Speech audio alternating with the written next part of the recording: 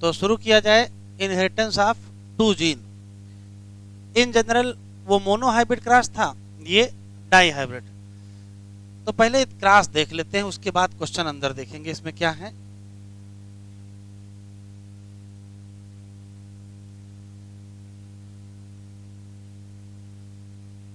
Die hybrid cross या to gene का inheritance का मतलब ये है कि एक तरफ प्योर डोमिनेंट लेंगे, दूसरी तरफ प्योर रेसिड्यू लेंगे, लेकिन दो कैरेक्टर लेंगे। इधर की तरफ सीड का शेप भी लिया, सीड का कलर दोनों डोमिनेंट, इधर दोनों क्या है रेसिड्यू, मतलब राउंड और yellow dominant, wrinkle green residue. फिर गैमीट बनाएंगे, फिर फर्टिलाइजेशन होगा। तो फर्टिलाइजेशन के बाद जो F1 मिलेगा वो राउंड येलो मिलेगा, मतलब इसकी समानता इस पेरेंट के साथ है।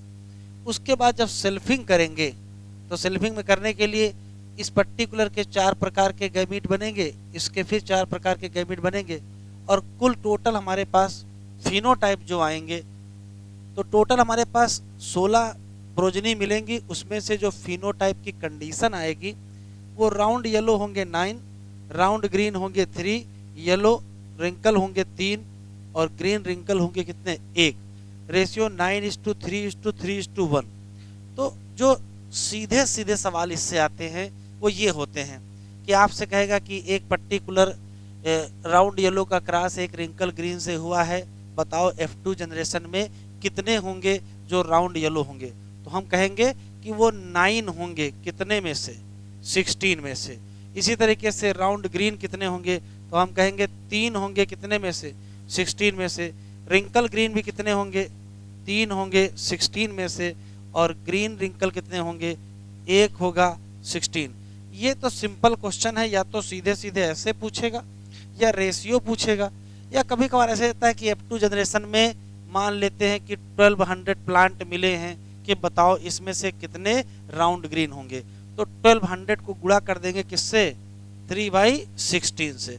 तो इस टाइप के सिंपल क्वेश्चन आएंगे कि कोई पर्टिकुलर क्रॉस दिया होगा, पूछेगा कि F2 जनरेशन में इतने बने हैं, बताओ इसमें से ये कितने होंगे। तो जो भी संख्या, तो 4 संख्या यहाँ दी हुई हैं।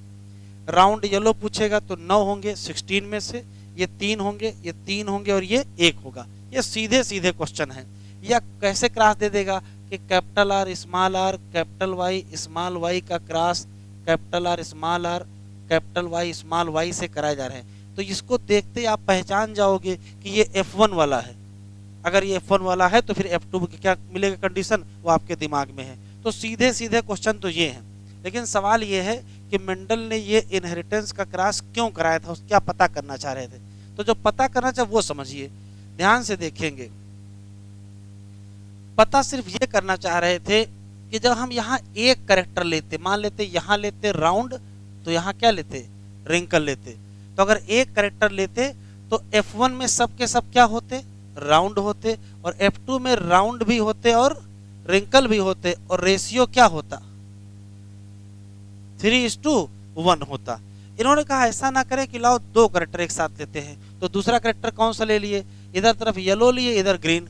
तो अगर ऐसा करते तो F1 में सब के सब क्या मिलते, येलो मिलते, और F2 में येलो और ग्रीन का रेशियो क्या होता 3:1 होता। अब काम की बात यह है कि जब एक जीन का इनहेरिटेंस करते हैं तो फिनोटिपिक रेशियो ये होता है, ऐसा ही दूसरे जीन का फिनोटिपिक रेशियो ये होता है। एक जीन के इनहेरिटेंस जब एक साथ करते हैं तो दोनों फिनोटिपिक रेशियो को केवल मल्टीप्लाई कर दीजिए, 3:1 को 3:1 से मल्टीप्लाई करिए तो रेशियो आ जाएगा 9:3:3:1। तो डाई हाइब्रिड क्रॉस के जितने भी रिजल्ट होते हैं वो वास्तव में मोनो हाइब्रिड क्रॉस के मल्टीप्लिकेशन से निकलते। एक क्वेश्चन तो ये है।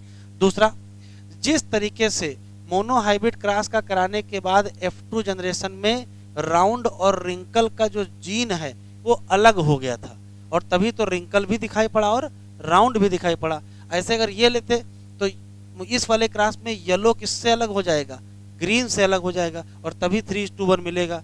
इस क्रॉस से हमको ये पता चला है कि किसी एक कैरेक्टर, जैसे सीड के शेप का जो कैरेक्टर है उसके जीन का जो अलग होना है वो दूसरे कैरेक्टर के जीन के अलग होने पर डिपेंड नहीं करता है।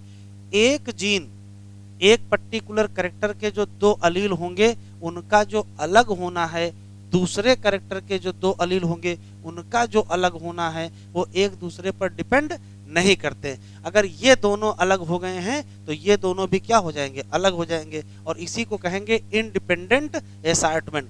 तो डाई हाइब्रिड क्रॉस कराने का जो पर्पज था वो ये पता करना था कि एक कैरेक्टर के जो दो अलील हैं उनका जो अलग होना है, दूसरे कैरेक्टर के जो दो अलील हैं उनका जो अलग होना है, वो एक दूसरे पर डिपेंड नहीं करते हैं या इंडिपेंडेंटली क्या कर जाते हैं, सेग्रीगेट कर। तो डाई हाइब्रिड क्रॉस से हमको क्या मिला, तो कहोगे लॉ ऑफ इंडिपेंडेंट असॉर्टमेंट। एक क्वेश्चन ये, डाई हाइब्रिड क्रॉस में अगर इंडिपेंडेंट असॉर्टमेंट होगा तो फिनोटिपिक रेशियो हमको क्या मिलेगा, कहोगे 9:3:3:1 मिलेगा।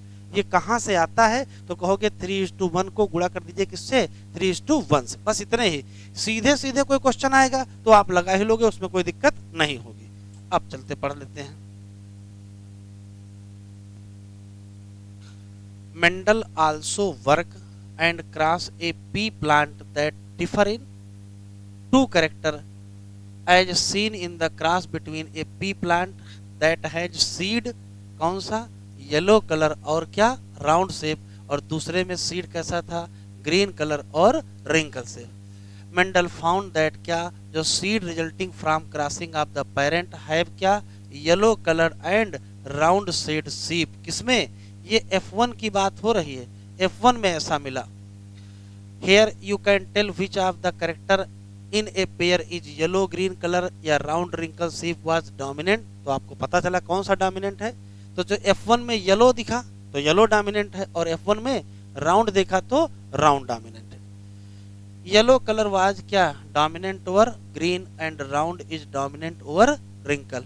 दीज रिजल्ट वर आइडेंटिकल, ये बिल्कुल वैसे ही थे जैसे इनको क्या मिले थे, किसी मोनोहाइब्रिड। भाई मोनोहाइब्रिड क्रॉस में एक एक डोमिनेंट था, एक रेसिस्यू था, यहाँ एक एक डोमिनेंट एक एक रेसिस्यू है। बिटवीन येलो और ग्रीन, अगर येलो ग्रीन की बात करेंगे तो येलो अपना कैरेक्टर शो कर रहा है F1 में, और राउंड और रिंकल की बात करेंगे तो राउंड शो कर रहा है अपना कैरेक्टर। ठीक है, let us use the genotype symbol Y for yellow, small y for green, capital R for round और स्मॉल r। क्या हो गया,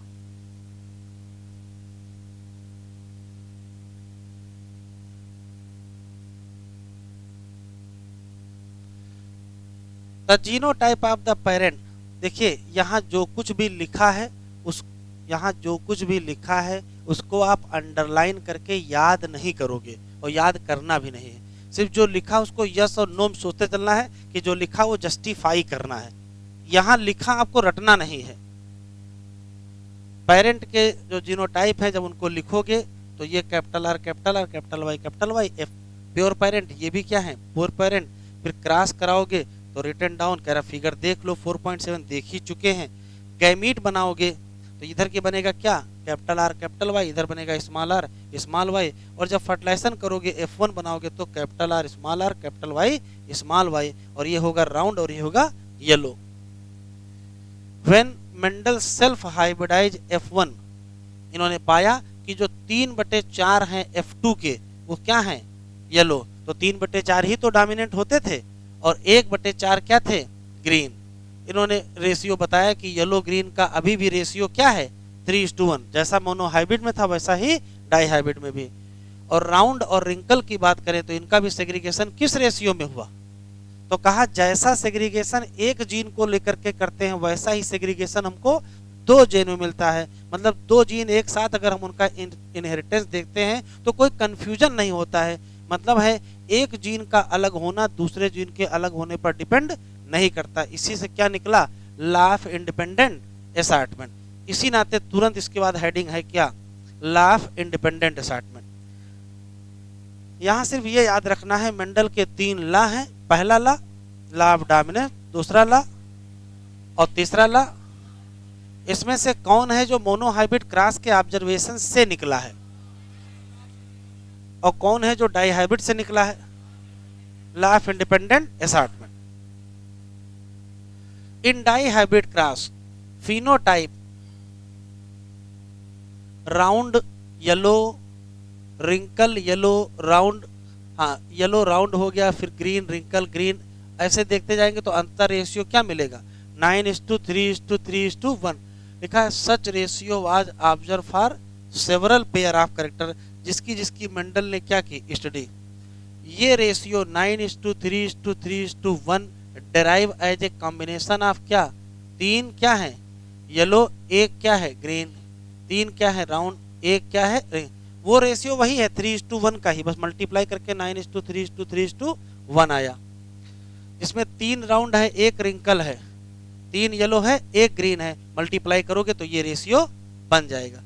based on such observation on di hybrid cross between two trait, तब Mendel ने propose किया क्या, second set of generalisation, और जिसको हम कहते हैं क्या, लॉ ऑफ इंडिपेंडेंट असॉर्टमेंट।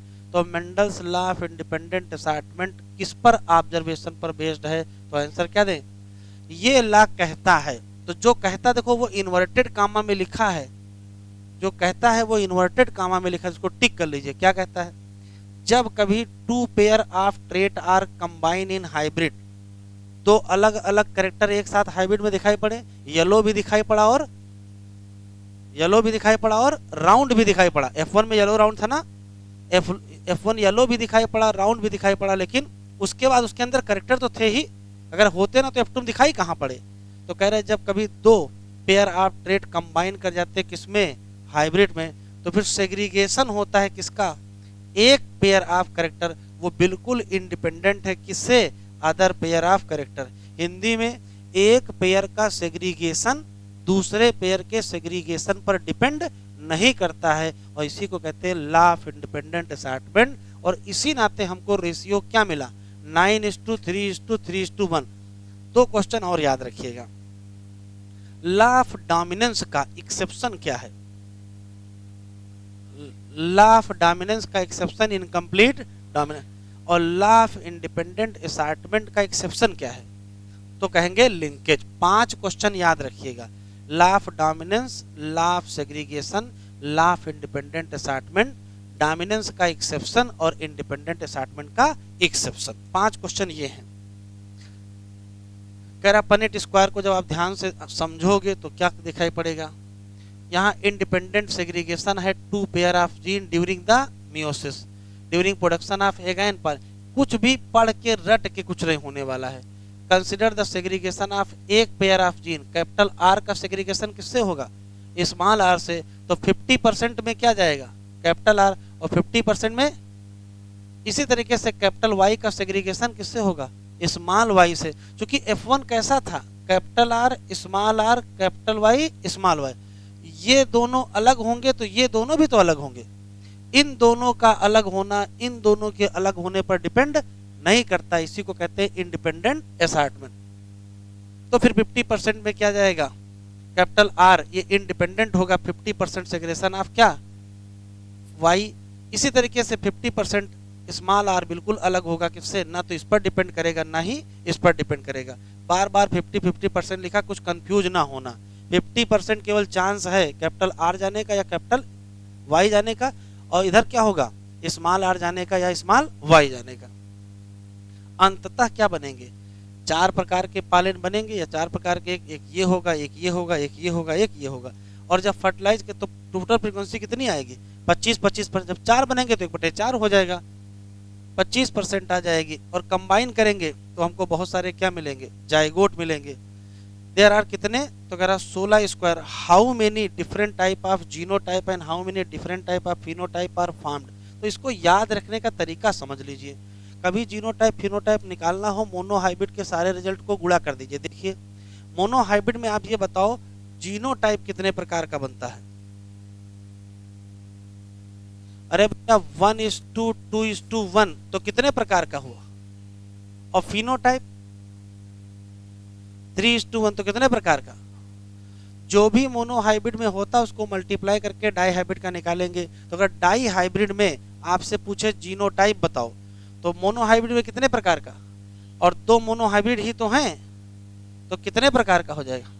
और फिनोटाइप कितने प्रकार का था, 2 प्रकार का था, 2 मोनोहाइब्रिड ही तो हैं, तो क्या हो जाएगा, 4 प्रकार का। तो ये याद रखिएगा, डाई हाइब्रिड क्रॉस में जीनोटाइप कितने प्रकार का और फिनोटाइप कितने प्रकार का। तो जीनोटाइप 9 प्रकार का और फिनोटाइप 4 प्रकार। और मोनोहाइब्रिड में जीनोटाइप 3 प्रकार का और फिनोटाइप 2 प्रकार का। जो भी मोनोहाइब्रिड में निकलेगा उसी को मल्टीप्लाई करके क्या निकालेंगे, डाई हाइब्रिड में।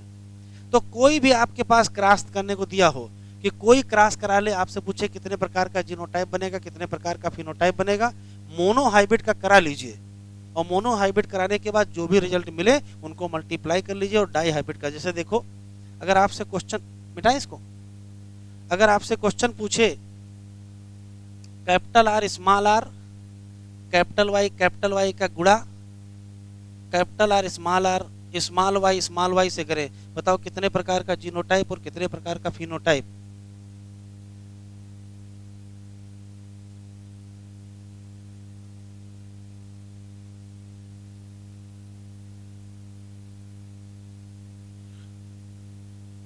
तो देखो सिर्फ आप इससे क्रॉस कराओ बस, ये मोनोहाइब्रिड है, कितने जीनोटाइप बनेंगे,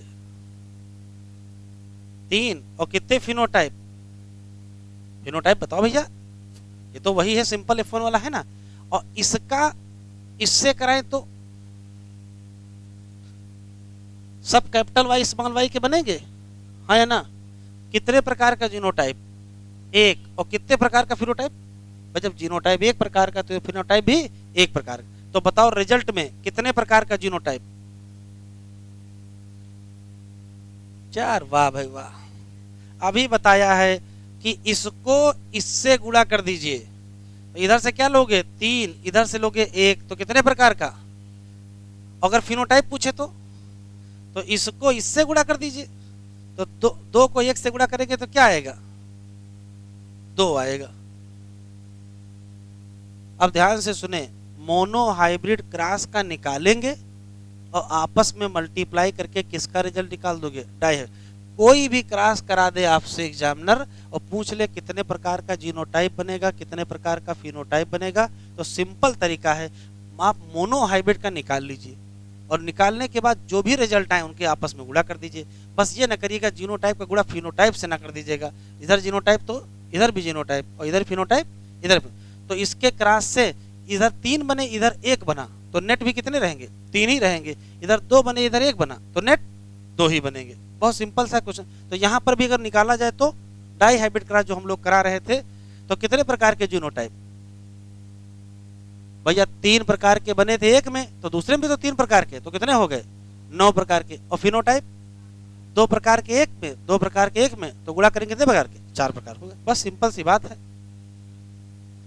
तो रटेंगे नहीं। लिखा है 16 स्क्वायर हैं, हाउ मेनी, बातचीत ना करो बेटा, बातचीत ना करो। How many type of genotype निकाल पाओगे, मोनोहाइब्रिड के जीनोटाइप को गुणा करके डाई हाइब्रिड।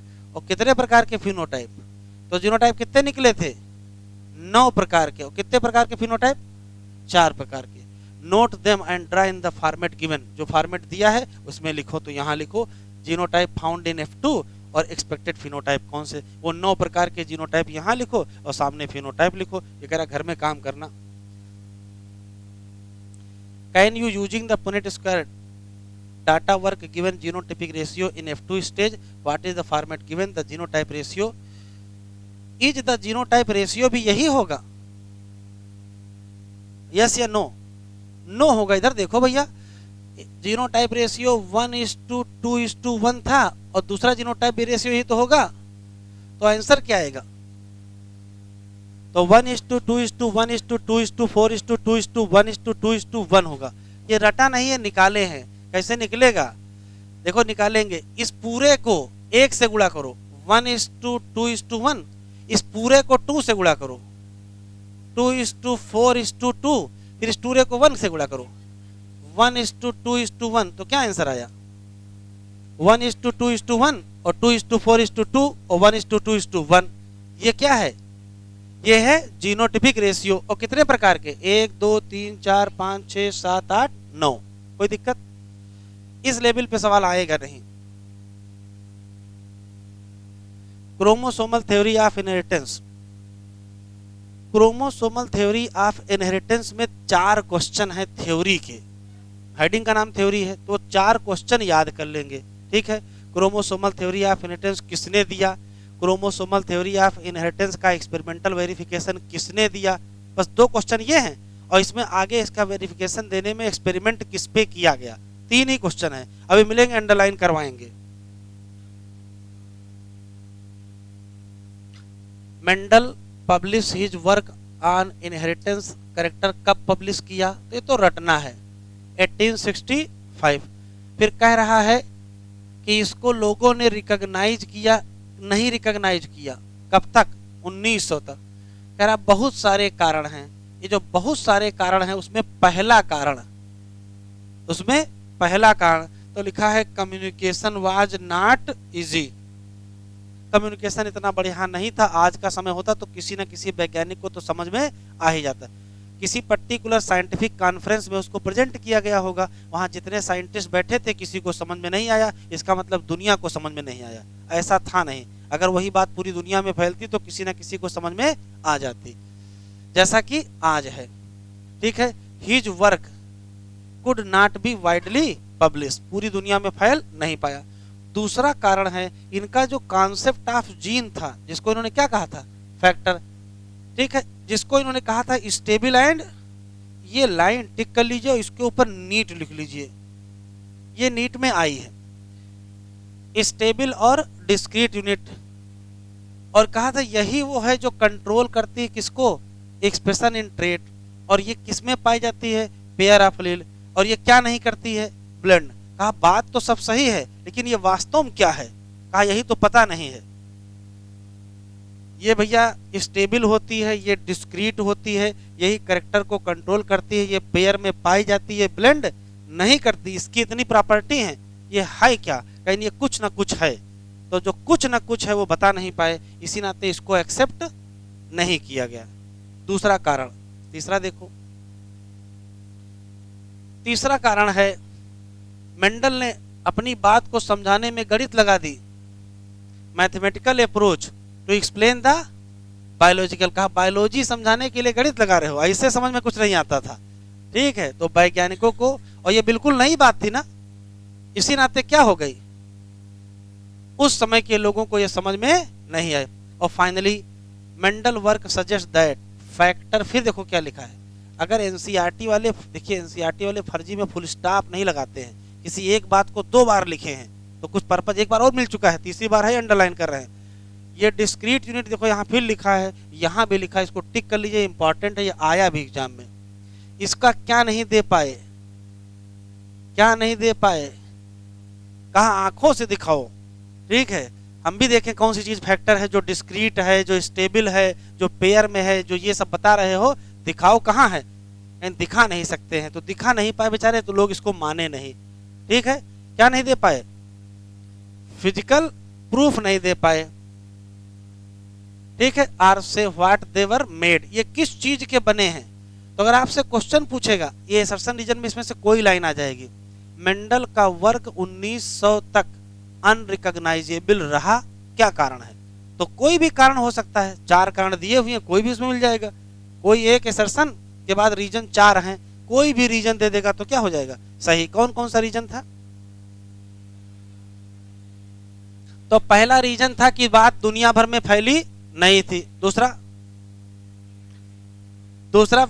डिस्क्रीट यूनिट वाली बात बताए थे, और तीसरा मैथमेटिक वाली बात बताए थे, और चौथा उसका कोई फिजिकल प्रूफ नहीं दे पाए थे। लेकिन कोई बात नहीं, दुनिया वीरों से भरी हुई है। फिर 1900 में वैज्ञानिक बदले, 1900 में 3 वैज्ञानिक, कौन से, इन तीनों ने इंडिपेंडेंट, इंडिपेंडेंट का मतलब अपने अपने घर में रिसर्च कर रहे थे, रीडिस्कवर क्या, Mendel's result on inheritance character. और and also by this time due to advancement किसमें हो गया, माइक्रो, ठीक है। साइंटिस्ट अब देख सकते थे किसको, सेल डिवीजन। अगर सेल डिवीजन को देख सकते थे तो फिर गैमीट बनने को भी देख लेंगे, तो ये भी कुछ समझ में आएगा कि हाँ कुछ सेग्रीगेशन हो रहा है, उस समय नहीं था। तो ध्यान से सुने, मेंडल के काम को रीडिस्कवर किसने किया, हैं? किसने किया? 3 नाम हैं। कब किया? 1900 में किया। इसमें से ये बहुत इंपॉर्टेंट है, कार्ल कोरेन। यही वो वैज्ञानिक है जिन्होंने इनकम्प्लीट डोमिनेंस भी खोजा है। जो इनकम्प्लीट डोमिनेंस मिराबिलिस जलापा वाला पढ़ रहे थे, पिंक कलर का फ्लावर वाला, वो भी इन्हीं का काम है। दिस लीड टू, इसके बाद क्या हुआ? क्योंकि माइक्रोस्कोप आ गए तो बढ़िया डिस्कवरी हो गया किसके? न्यूक्लियस की। और अपियर टू, क्या देखना मिलने लगा कि डबल भी हो रहा है और डिवाइड कर रहा है सेल डिवीजन में। इसी को बाद में क्या कहा गया? ये क्रोमोसोम है, क्योंकि देखने में क्या थे? Coloured body. ये विजुलाइज हो गया किसके द्वारा? स्टेनिंग। फिर समय आया 1902 का। क्रोमोसोम का जो मूवमेंट है, ये लाइन बहुत इंपॉर्टेंट है, क्रोमोसोम का movement during meiosis has been work out. ये थियोरेटिकल क्वेश्चन एग्जाम में आ जाएगा कि सेल डिवीजन के दौरान क्रोमोसोम के मूवमेंट को कब वर्कआउट किया गया? तो आंसर क्या देंगे? 1902। वैज्ञानिक बदले, कौन आया? वाल्टर सूटन। और कौन आया? इन्होंने बताया, अब देखो यहाँ बताया क्या, इन्होंने बताया कि जो बिहेवियर है किसका, वो बिल्कुल वैसा ही है जैसा जीन का है। और इन्होंने अपनी इस कहानी को यूज कर दिया, क्या? क्रोमोसोम मूवमेंट को, और क्या एक्सप्लेन कर दिया। यही काम की चीज है, ध्यान से सुने। अगर आपसे क्वेश्चन पूछा जाए कि क्रोमोसोमल थ्योरी ऑफ इनहेरिटेंस है क्या, तो कहोगे ऐसा कोई भी तरीका जिसमें क्रोमोसोम के मूवमेंट का इस्तेमाल करके मेंडल के लॉ को एक्सप्लेन किया गया है। मेंडेलियन प्रिंसिपल को एक्सप्लेन करने के लिए किसकी मदद ली गई? क्रोमोसोम के मूवमेंट की मदद ली गई। और जो थ्योरी दी गई, उसी थ्योरी का नाम क्या है? Chromosomal theory of inheritance. तो concept clear. Chromosomal theory of inheritance किसने दिया? तो यही दोनों नाम बताओगे, क्या? Walter Sutton and Theodore Boveri. Recall that you have studied the behaviour, कह आप पढ़ चुके हैं मियोसिस में या इक्वेशनल डिवीजन में या रिडक्शन डिवीजन में आपने देखा है। कह रहा important thing to remember that, क्या? Chromosome as well as gene किसमें पाए जाते हैं? पेयर में। 2 allele of a gene are located on, कहाँ? Homologous pair. ऑन क्या? होमोलॉगस। वहाँ यहाँ होमोलॉगस साइट लिखी, यहाँ होमोलॉगस क्रोमोसोम लिखा है। इसका मतलब देख लो, इधर देखो, ये मान लीजिए क्रोमोसोम है और एक क्रोमोसोम ये है। अगर हम इस क्रोमोसोम पेयर की तुलना इस क्रोमोसोम पेयर से करें तो ये आपस में क्या है? Non homologous. ऐसे क्रोमोसोम जो देखने में अलग हो वो नॉन होमोलॉगस। लेकिन अगर इस क्रोमोसोम की तुलना इससे करें तो ये हो गए होमोलॉगस क्रोमोसोम। फिर देखो यहाँ है, मान लेते इस पर्टिकुलर पॉइंट पर कैपिटल ए, सेंट्रोमियर से मान लेते हैं कि 1 किलोमीटर की दूरी है, तो इस क्रोमोसोम पर भी सेंट्रोमियर से 1 ही किलोमीटर की दूरी पर या तो स्मॉल ए मिलेगा या तो कैपिटल ए मिलेगा। ये जो जगह है, इस जगह को कहते हैं होमोलॉगस साइट। जिस साइट पर पाए जाएंगे जीन उसको क्या कहेंगे? Homologous site. और जिस क्रोमोसोम पर पाए जाएंगे वो होमोलॉगस क्रोमोसोम। ऐसा कभी नहीं हो सकता है कि कैपिटल ए यहाँ पाया जाए और स्मॉल ए यहाँ पाया जाए। देखो क्या दिख रहा है, कैपिटल ए किसी अलग क्रोमोसोम पेयर पर है, स्मॉल ए किसी अलग क्रोमोसोम पेयर पे। ये संभव नहीं है। ये लाइन कह रही है कि जो किसी पर्टिकुलर जीन के जो 2 अलील हैं वो कहाँ पाए जाते हैं? तो कहोगे लोकेटेड ऑन होमोलॉगस साइट। वो भी कहाँ? तो ये काम की लाइन है आपके। अलील कहाँ पाए जाते हैं? अलील कहाँ पाए जाते हैं? तो कहोगे होमोलॉगस साइट ऑन होमोलॉगस कि नॉन होमोलॉगस क्रोमोसोम है? नॉन होमोलॉगस की होमोलॉगस? तो क्रोमोसोम भी होमोलॉगस है और साइट भी होमोलॉगस है। फिर से सुनेंगे, यहाँ ज्यादा देखो लिखा, पूरा पेज भरा पड़ा है, परेशान नहीं होंगे, गिनती के क्वेश्चन है। मेंडल का काम कब तक रिकॉग्नाइज नहीं हुआ? क्यों नहीं हुआ? तो कहोगे 3-4 कारण हैं। पहला कारण, दूसरा कारण डिस्क्रीट एंड स्टेबल यूनिट जो फैक्टर समझाए, तीसरा कारण, और चौथा कारण फिजिकल प्रूफ नहीं दे पाए। ठीक, फिर कब इनके रिकॉग्नाइज किए गए? 1900 किसने रीडिस्कवर किया? फिर कब क्रोमोसोम का मूवमेंट देखा जा चुका? 1902 में। क्रोमोसोम के मूवमेंट का इस्तेमाल करके मेंडल की थ्योरी को किसने एक्सप्लेन किया? और इसी को कहते हैं क्रोमोसोमल थ्योरी ऑफ इनहेरिटेंस। यही थ्योरी कहती है कि क्रोमोसोम का बिहेवियर और जीन का बिहेवियर एक जैसा होता है, क्रोमोसोम भी पेयर में और जीन भी पेयर में।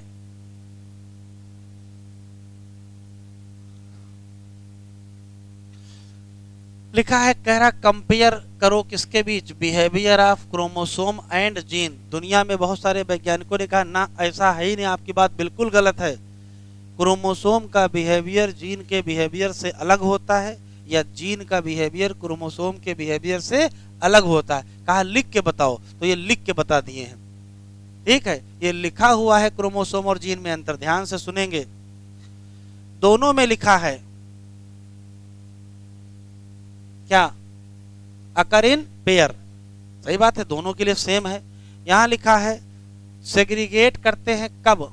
जब गैमीट बनते हैं और केवल एक ही पेयर में से एक ही कहा जाता है, किसी एक गैमीट। ऐसा यहां लिखा है सेग्रीगेट करते हैं गैमीट फॉर्मेशन में और केवल एक ही जाता है कहां? किसी एक गैमीट। इन दोनों लाइन में कोई अंतर नहीं है, लाइन में सिर्फ यहां अंतर है बस। यहां क्या लिखा है? इंडिपेंडेंट पेयर सेग्रीगेट इंडिपेंडेंटली, और यहां एक पेयर सेग्रीगेट इंडिपेंडेंटली। यहां एक पेयर के पहले ये शब्द नहीं लिखा है बस, इतना अंतर है। अब ध्यान से सुनिएगा। मान लेते हैं कि ये एक क्रोमोसोम पेयर है और ये दूसरा क्रोमोसोम पेयर है। यहां पर कैपिटल ए है, यहां स्मॉल ए है, यहां कैपिटल बी है, यहां स्मॉल बी है। ध्यान सुनिए। और यहाँ कैपिटल सी है और यहाँ स्मॉल सी है। मान लेते हैं कि गैमीट बनने के दौरान ये क्रोमोसोम इधर गया, ये क्रोमोसोम इधर गया, तो जिधर जिस गैमीट में ये क्रोमोसोम जाएगा उसी में ये जीन भी जाएगा और ये जीन भी जाएगा। लेकिन जरूरी नहीं कि उसमें ये जाए, है जरूरी? इसका इस पर कोई डिपेंडेंसी नहीं है, लेकिन ये दोनों एक दूसरे पर क्या है? डिपेंड। जहां ये जाएगा वही ये जाएगा और वहीं ये भी जाएगा, ऐसा नहीं। ध्यान से सुनिएगा, ये दो जीन एक दूसरे पर क्या हैं? डिपेंड हैं, लेकिन ये दो जीन एक दूसरे पर डिपेंड नहीं है। ऐसे दो जीन जो एक दूसरे पर डिपेंड नहीं होते हैं उन्हीं को कहते हैं इंडिपेंडेंट पेयर। अगर जीन इंडिपेंडेंट हैं तो वो सेग्रीगेट करेंगे क्या? इंडिपेंडेंटली। लेकिन अगर कहीं जीन डिपेंडेंट हैं तो फिर जब ये अलग होगा तभी क्या होगा? ये अलग होगा। ऐसा हो सकता है कि ये दोनों अलग हो जाएं और ये साथ रह जाएं? हो सकता है? नहीं हो सकता। तो काम की बात सुने, जीन का जो पेयर होता है वो डिपेंडेंट भी होता है, इंडिपेंडेंट भी होता है। यहां कहा गया है कि अगर इंडिपेंडेंट पेयर है तभी वो क्या करेगा?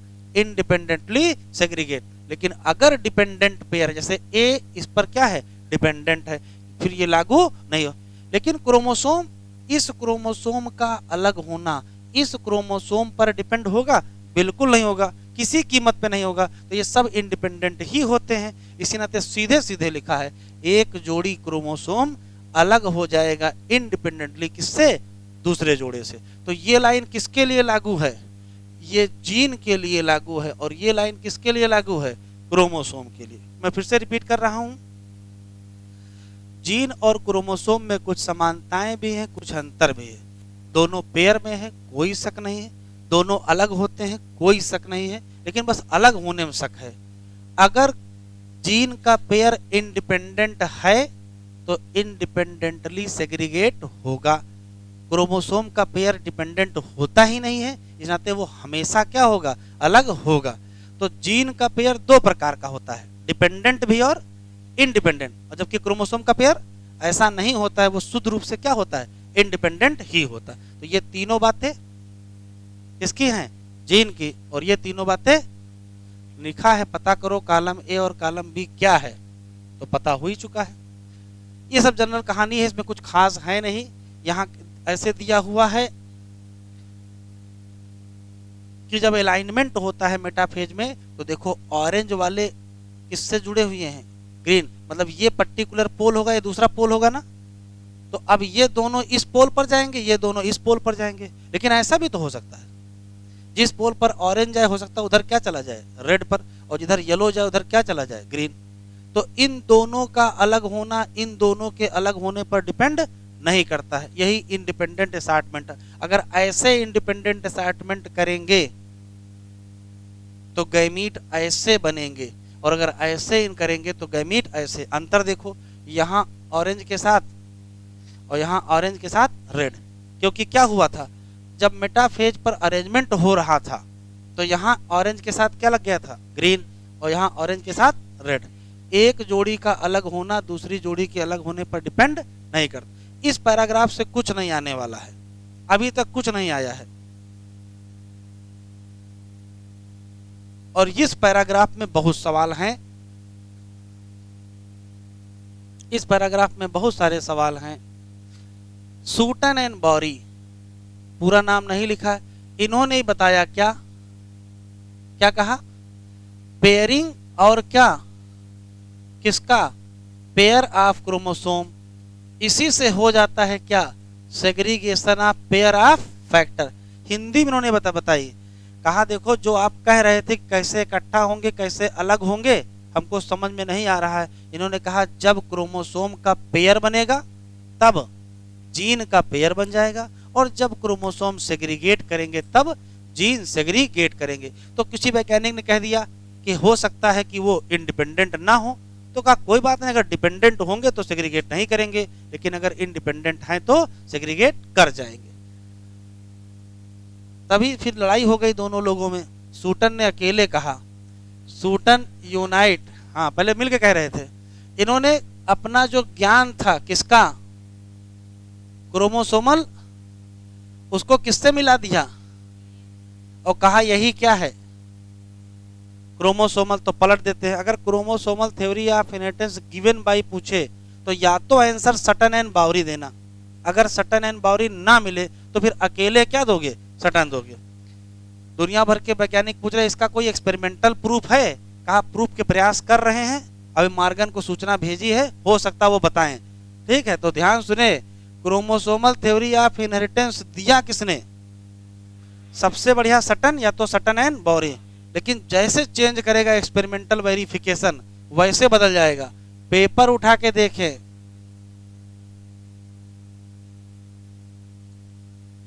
क्या नाम है, Thomas Hunt Morgan. Experimental verification किसने दिया, तो आंसर देंगे टीएच मार्गन। कैसे दिया, तो इन्होंने कहा कि ये बेसिस है वेरिएशन का सेक्सुअल रिप्रोडक्शन। मार्गन ने किस पर काम किया, फ्रूट फ्लाई नाम,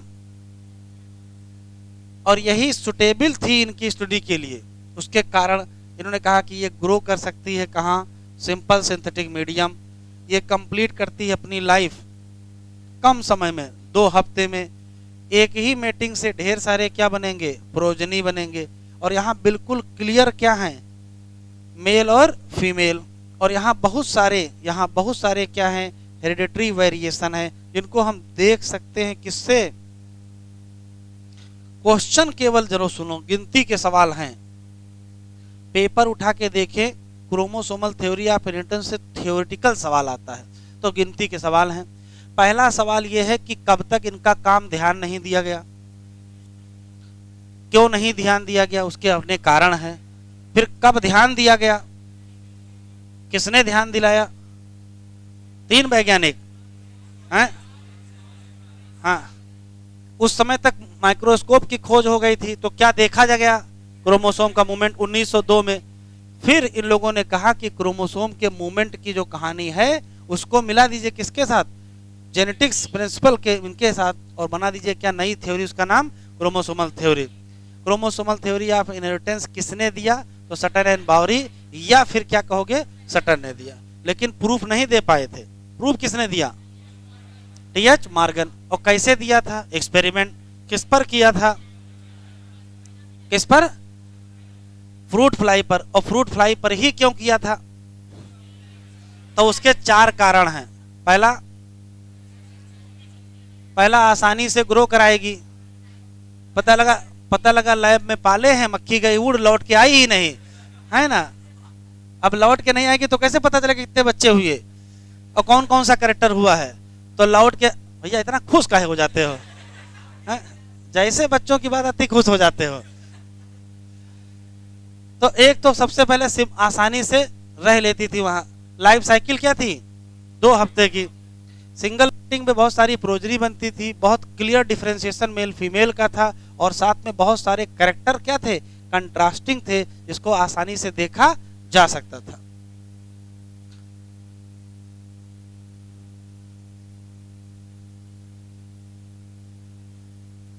ये वो पैराग्राफ है जिससे हर साल एक सवाल आ रहा है, और फ्री का सवाल।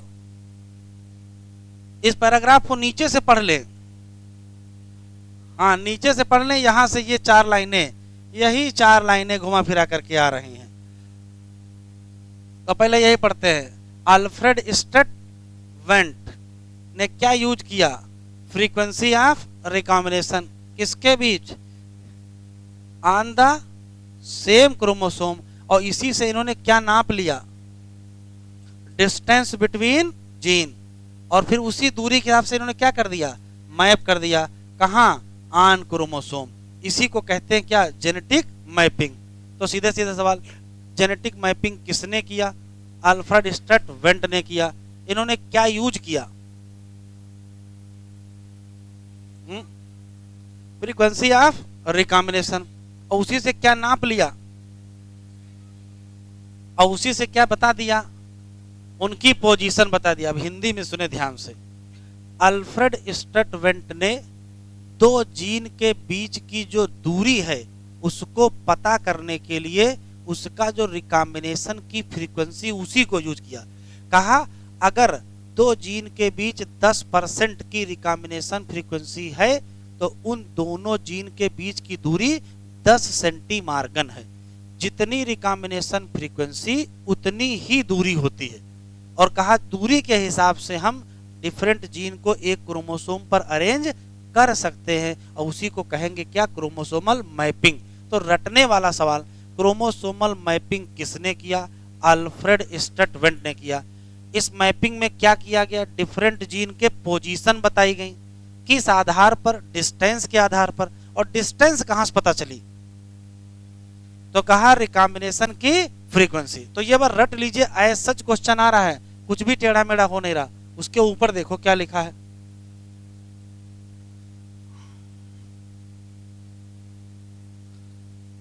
मॉर्गन एक्सपेरिमेंट कर रहे थे, कहा लाओ हम भी डाई हाइब्रिड क्रॉस करें, मेंडल ने किया था। ठीक है, बस किस पर कर रहे थे? ड्रोसोफिला। और कह रहे थे लाओ स्टडी करें क्या? जीन। लेकिन ऐसे जीन मिल गए इनको क्या? जो सेक्स लिंक्ड थे। ध्यान से सुनिएगा, सेक्स लिंक्ड जीन का इनहेरिटेंस मेंडल के तीसरे नियम का पालन नहीं करते, क्योंकि यहाँ लिंकेज आ गया है।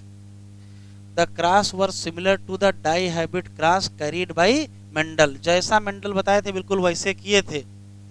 फॉर एग्जाम्पल मॉर्गन हाइब्रिडाइज, इन्होंने क्या लिया? येलो बॉडी और व्हाइट आई, 2 कैरेक्टर हो गए। किसमें लिया? फीमेल में। और क्रॉस करा दिया ब्राउन बॉडी रेड आई, किसमें? मेल में। इसके ऊपर लिख लीजिए ऐसे सर्कल करके, ये रेसेसिव कैरेक्टर है, जबकि ये क्या है? डोमिनेंट कैरेक्टर है।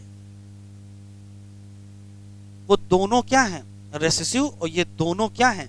डोमिनेंट। फिर से सुन लेते हैं क्या क्रॉस कराया था। येलो बॉडी और व्हाइट आई, ये फीमेल में लिया था। तो फीमेल के दोनों कैरेक्टर क्या थे? रेसेसिव। जबकि ब्राउन बॉडी और रेड आई किसमें लिया? मेल में। और ये दोनों कैरेक्टर क्या थे? डोमिनेंट। ठीक है, तो एक तरफ दोनों रेसेसिव ले लिए, एक तरफ दोनों डोमिनेंट। तो नियम क्या है? नियम यह है कि F1 में हाइब्रिड बनेंगे, लेकिन F1 की समानता किससे होगी? डोमिनेंट पेरेंट से होगी। तो F1 किसके जैसा होना चाहिए? F1 होना चाहिए ब्राउन बॉडी रेड आई, हाँ या ना। फिर क्या करेंगे? सेल्फिंग कराएंगे, और सेल्फिंग कराने के बाद फिर 9:3:3:1 मिलना चाहिए, नहीं मिला। यही तो काम की बात है। जब मॉर्गन ने एक्सपेरिमेंट किया तो 9:3:3:1 नहीं मिला। मिला क्या वो जरा समझो, थोड़ा सा इसमें देख ले।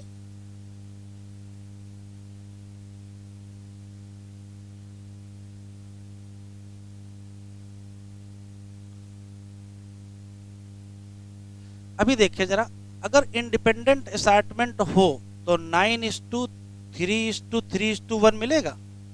इसमें से ये दोनों पेरेंटल हैं और ये दोनों रिकॉम्बिनेंट है। अगर पेरेंटल निकाले जाएं तो 10 हैं कितने में से, और रिकॉम्बिनेंट निकाले जाएं तो 6 हैं कितने में से, 16। अगर परसेंटेज निकालें तो ये आएगा 62.5 और ये कितना आएगा निकाल के देख लो, 37.5।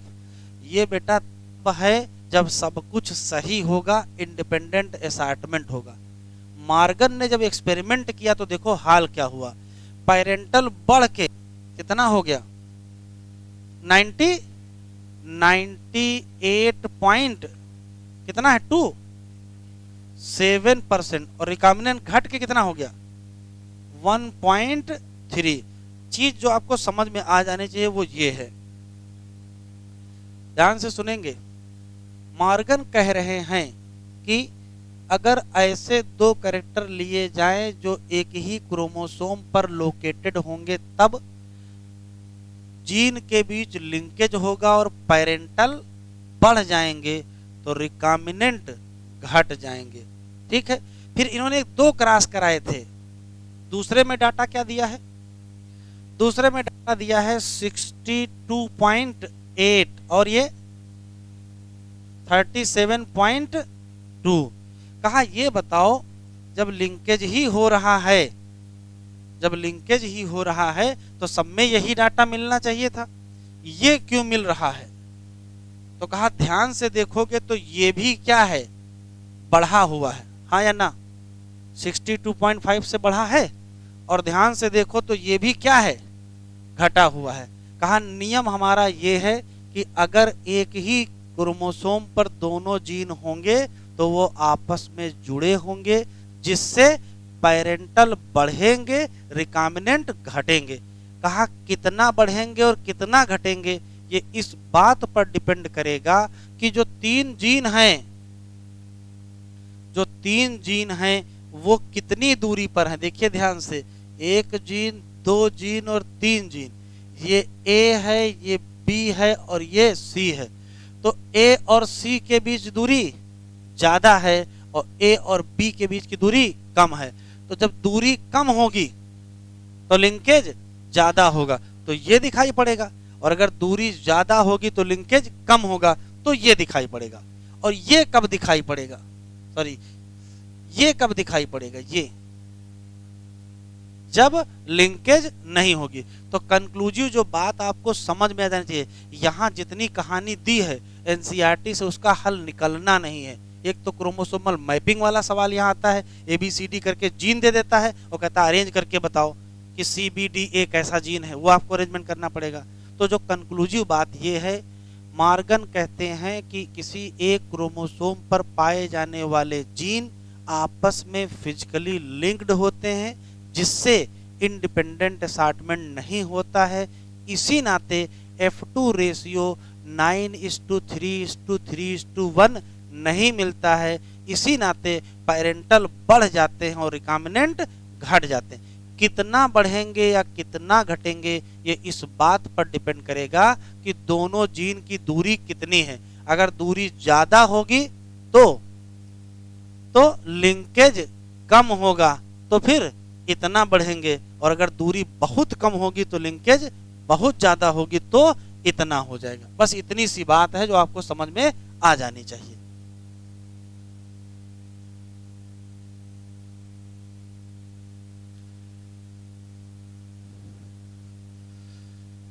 तो जब इन्होंने क्रॉस कराया तो ये ऑब्जर्व किया कि जो 2 जीन है वो क्या नहीं है, did not segregate to each other, और इसी नाते F2 रेशियो बहुत अलग हो गया। कहां से?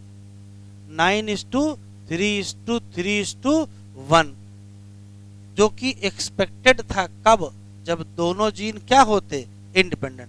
मार्गन और इनके साथियों ने बताया कि जो भी जीन लिए गए वो कहाँ लोकेटेड हैं? एक्स क्रोमोसोम पर। और इन्होंने बताया कि जब दो gene in di hybrid cross were situated on same chromosome, तो प्रोपोर्शन ऑफ पेरेंटल क्या होंगे? बहुत ज्यादा होंगे। किससे? Non parental. मॉर्गन ने ही बताया this is due to physical association या due to linkage on the two gene, और एक नया टर्म दे दिया क्या? Linkage, to describe this physical association of gene on chromosome. और इन्होंने नया टर्म दिया कौन सा? Recombination, to describe the generation of non parental gene.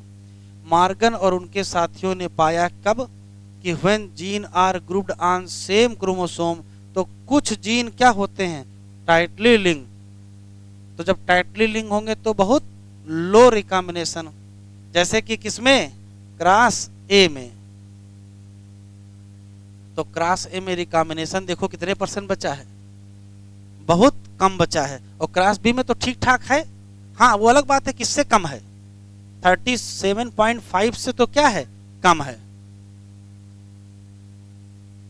कह रहा है फिर से, अगर दो जीन बहुत टाइटली लिंक होंगे तो बहुत लो रिकॉम्बिनेशन होगा, जैसा कि क्रॉस ए में। उसकी तुलना में जो जीन क्या होंगे? लूजली लिंक्ड होंगे, तो थोड़ा सा ज्यादा रिकॉम्बिनेशन मिलेगा, जैसे कि क्रॉस बी में। ये एग्जाम्पल बताता है कि जो व्हाइट और येलो जीन थे वो क्या थे? टाइटली लिंक्ड थे, तभी बहुत कम मिला क्या? रिकॉम्बिनेशन। जबकि व्हाइट वाले का जब मिनिएचर से देखे तो कितने % रिकॉम्बिनेशन मिला? तो बताओ, ध्यान से सुनना। आई का कलर दोनों में है। आई का कलर दोनों में है, बस एक तरफ बॉडी का कलर है, एक तरफ विंग का साइज है। आई का कलर टाइटली लिंक किससे है? तो कहोगे बॉडी के कलर से। और लूजली लिंक किससे है? तो कहोगे विंग के साइज से। इस डायग्राम के नीचे कहां गया? ये देखो यहां लिखा है, ये लाइन टिक कर लीजिए। Strength of linkage between small Y and W is higher than क्या? डब्ल्यू और एम। डब्ल्यू की लिंकेज वाई से ज्यादा है और डब्ल्यू की लिंकेज एम से कम है। अब ये एम क्या है? ये तो मिनिएचर विंग वाला है। हिंदी में लिख लीजिए इसके नीचे, बॉडी कलर का जीन आई कलर से ज्यादा लिंक है। बॉडी कलर का जीन आई कलर से ज्यादा लिंक है। बॉडी कलर का जीन आई कलर से ज्यादा लिंक है, जबकि बॉडी कलर का जीन विंग साइज से कम लिंक है। बॉडी कलर का जीन फिर से बोलते हैं, बॉडी कलर का जीन आई कलर से ज्यादा लिंक है, जबकि आई कलर का जीन विंग साइज से कम लिंक है। आई कलर दोनों तरफ है। आई कलर का जीन विंग साइज से कम लिंक है।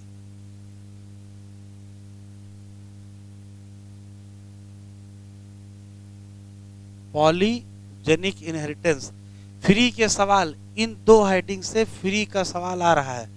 पॉलीजेनिक का मतलब ढेर सारे जीन। जब किसी कैरेक्टर के इनहेरिटेंस के लिए एक से ज्यादा जीन जिम्मेदार हो तो पॉलीजेनिक।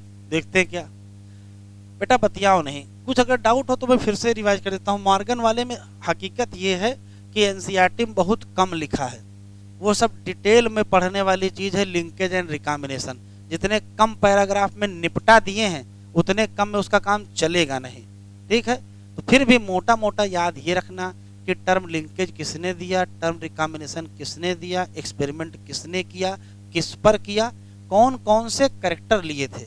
तो कैरेक्टर 3 थे, एक का नाम था बॉडी कलर, एक का नाम था आई कलर, एक का नाम था विंग साइज। जो क्रास ए है, जो क्रास ए है इसमें बॉडी कलर और आई कलर हैं, जबकि दो क्रास बी है इसमें आई कलर और विंग साइज है। इस वाले में देखा है कि रिकॉम्बिनेंट बहुत कम मिले हैं, इससे पता चला है कि आई का कलर बॉडी के कलर से टाइटली लिंक है, उस वाले में रिकॉम्बिनेशन थोड़े ज्यादा मिले हैं। इसका मतलब आई का कलर विंग के साइज से कम लिंक है, लेकिन सब एक ही क्या है, क्रोमोसोम पर पाए जाते हैं। कौन सा क्रोमोसोम? X chromosome.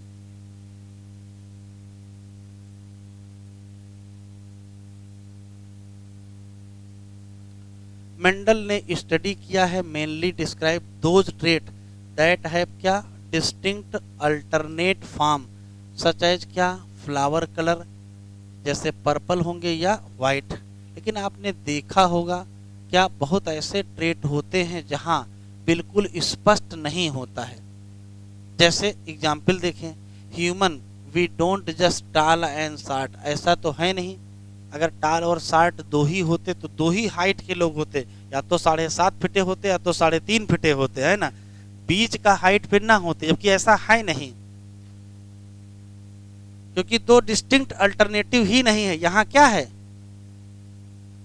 ये इतनी कहानी जानते हो क्यों लिखी है? ये सिर्फ भूमिका बना रहे हैं किसकी, पॉलीजेनिक इनहेरिटेंस। हिंदी में ये कहना चाह रहे हैं कि जब कभी ऐसा कोई कैरेक्टर जिसमें ट्रेट की हमको रेंज देखने को मिले, वो तभी रेंज देखने को मिलती है जब वो कैरेक्टर किसी एक जीन से कंट्रोल नहीं होता है। ऐसा कोई भी कैरेक्टर में रेंज देखने को मिलेगी, उस कैरेक्टर के लिए एक से ज्यादा जीन जिम्मेदार होंगे और तभी क्या आएगा, polygenic. Such trait are generally controlled by 3 या मोर जीन, और इसी को कहते क्या हो, polygenic trait. Beside the involvement of multiple gene, polygenic inheritance also take account of influence of क्या, इन्वायरमेंट। किसी के पास बहुत अच्छे जीन हैं, लेकिन अगर वो बचपन में प्रोटीन नहीं खाएगा तो उसकी हाइट क्या हो जाएगी, कम हो जाएगी। तो सिर्फ जीन से काम नहीं चलेगा, इन्वायरमेंट का भी रोल है। फिर से सुनेंगे, पॉलीजेनिक इनहेरिटेंस में जीन के अलावा किसका असर है, इन्वायरमेंट का। दूसरा, ह्यूमन का स्किन कलर भी इसी का बढ़िया एग्जाम्पल है। तो 2 एग्जाम्पल तो याद ही रखोगे, कौन सा, स्किन का कलर और हाइट। इन पॉलीजेनिक ट्रेट जो फिनोटाइप हमको दिखाई पड़ता है वो किसका रिजल्ट होता है, कंट्रीब्यूशन ऑफ ईच एलील, क्योंकि इफेक्ट ऑफ ईच एलील क्या होता है, एडिटिव। जैसे करा, एज्यूम कर लो 3 जीन capital A B C control कर रहे हैं किसको, स्किन के कलर, और तीनों क्या है, डोमिनेंट ए बी सी, तो तीनों के रेसिसिव क्या होंगे, स्मॉल ए बी सी। तो फिर सवाल यह है कि जब डोमिनेंट सब इकट्ठा हो जाएंगे, capital A capital A capital B capital B capital C, तो डार्केस्ट स्किन होगी, और सब के सब रेसेसिव होंगे तो लाइटेस्ट स्किन होगी। तो कह रहा क्या होगा जब 3 डोमिनेंट हो और 3 रेसेसिव हो, तो कहोगे कैसा कलर होगा, intermediate. In this manner number of each type of allele in a genotype will determine the darkness या लाइटनेस। नियम ये है कि capital A capital A capital B capital B capital C capital C. अब देखिए कैसे recessive लाएंगे, capital A capital A capital B capital B capital C small C, देखो एक रेसिसिव आ गया। फिर देखो capital A capital A capital B small सी, अब 2 रेसिसिव आ गए। फिर capital A capital B small C, फिर capital A small B small C, फिर capital A small B small C small C. और भी बहुत सारे कॉम्बिनेशन हैं, इतने ही कॉम्बिनेशन नहीं है, और भी कॉम्बिनेशन देखो, capital A small B capital C, ये भी कॉम्बिनेशन है। लेकिन इस कॉम्बिनेशन और इस कॉम्बिनेशन में कोई अंतर नहीं है। यहाँ देखो कितने डोमिनेंट है, 1 2 3 4, यहाँ भी 1 2 3 4। तो काम की बात सुने, किसी पर्टिकुलर इंडिविजुअल का स्किन का कलर इस बात पर डिपेंड करेगा कि कितने डोमिनेंट और कितने रेसिव हैं। उसमें से चाहे capital A capital B capital C सबका एक एक ले लीजिए, और चाहे कैपिटल ए और फिर कैपिटल बी 3 हो गए, और फिर स्मॉल बी स्मॉल सी ले लीजिए, तो भी कोई फर्क नहीं पड़ेगा। इस बात से फर्क पड़ेगा कि कितने डोमिनेंट और कितने रेसेसिव हैं। तो 3 तो याद ही रखेंगे। अगर कैपिटल ए कैपिटल बी और कैपिटल सी है तो डार्केस्ट, और small A small B C तो लाइटेस्ट, और एक हेटेरोजाइगस एक homo capital A capital B capital C तो क्या कहोगे, इंटरमीडिएट। पूरे पैराग्राफ से गिनती के सवाल है, मैं रिपीट कर रहा हूं। ऐसा कोई भी कैरेक्टर जिसमें एक से ज्यादा जीन इन्वॉल्व हो उसका नाम पॉलीजेनिक। एक क्वेश्चन, पॉलीजेनिक की आवश्यकता कब पड़ती है, जब रेंज ऑफ ट्रेट होता है, जैसे ह्यूमन का स्किन कलर या हाइट। दूसरा, इसमें से ह्यूमन के स्किन कलर में कितने जीन हैं, 3, नाम ए बी सी। एक और, पॉलीजेनिक में किसका और रोल होता है, इन्वायरमेंट का, और ईच अलील का इफेक्ट जुड़ता है। एक सेंटेंस यहां लिखा है, effect of Aleel is additive. बस इतने ही क्वेश्चन याद रखिएगा। इसी का उल्टा ये है क्या, वहां लिखा है एक कैरेक्टर के लिए ढेर सारे जीन, इसका उल्टा हो जाएगा, एक जीन से बहुत सारे character. We have so far seen that effect of gene on single phenotype or trait, however instance where single gene exhibit क्या, मल्टीपल phenotype। अंडरलाइन कर लो, इंपॉर्टेंट है। ऐसे जीन को कहते क्या हो, pleiotropic. Underlying mechanism for pleiotropy in most cases that क्या, effect of gene on metabolic pathway which contribute toward different phenotype। Example से समझ में आएगा। लिखा है फिनाइल कीटोन्यूरिया में एक जीन खराब हो गया, म्यूटेशन इन जीन, जो कोड करता था किसके लिए, फिनाइल एलानाइन हाइड्रोक्सिलेज एंजाइम, लेकिन जब ये नहीं बना तो असर देखो कहाँ पड़ा। लिखा है फिनोटिपिक एक्सप्रेशन में एक कहाँ फर्क पड़ गया, मेंटल रिटार्डेशन, एक गड़बड़ हुआ, और दूसरा रिडक्शन क्या हो गया, स्किन। और तो जीन एक है और करेक्टर 2 हैं। अभी तो 2 ही लिखे, अभी आगे फिर मिलेगा, एक करेक्टर और बढ़ जाएगा। तो जब कभी एक जीन से ढेर सारे करेक्टर कंट्रोल हो तो उसको क्या कहोगे, प्लियोट्रॉपी। एक बात याद रखिएगा, जितने मेंडेलियन डिसऑर्डर हैं वो सब लगभग प्लियोट्रॉपी के एग्जाम्पल हैं। जैसे सिकल सेल एनीमिया किसका एग्जाम्पल है, ये भी प्लियोट्रॉपी का है। फिनाइल कीटोन्यूरिया ये भी प्लियोट्रॉपी का है। एल्बिनिज्म ये भी प्लियोट्रॉपी का है। तो ज्यादातर मेंडेलियन डिसऑर्डर किसके एग्जाम्पल होते हैं, आंसर देंगे प्लियोट्रॉपी। तो कम से कम 2 तो याद ही रखिएगा, एक का नाम सिकल सेल एनीमिया और एक का नाम फिनाइल कीटोन्यूरिया। गिनती के क्वेश्चन, जब कभी किसी एक कैरेक्टर के लिए बहुत सारे जीन हो तो पॉलीजेनिक, और जब कभी किसी एक जीन से कई कैरेक्टर हो तो प्लियोट्रॉपी। पॉलीजेनिक का एग्जाम्पल हाइट और स्किन का कलर, और प्लियोट्रॉपी के एग्जाम्पल कौन सा, फिनाइल कीटोन्यूरिया और सिकल सेल एनीमिया। ये भी बहुत बढ़िया हेडिंग है, इससे क्वेश्चन आ रहे हैं। 6 डिटर्मिनेशन, एक्चुअली इस चैप्टर से 5 से 6 क्वेश्चन आने हैं। पहले तो डिटर्मिनेशन की कहानी बहुत दी है कि मैकेनिज्म ऑफ डिटर्मिनेशन हमेशा पजल रहा है।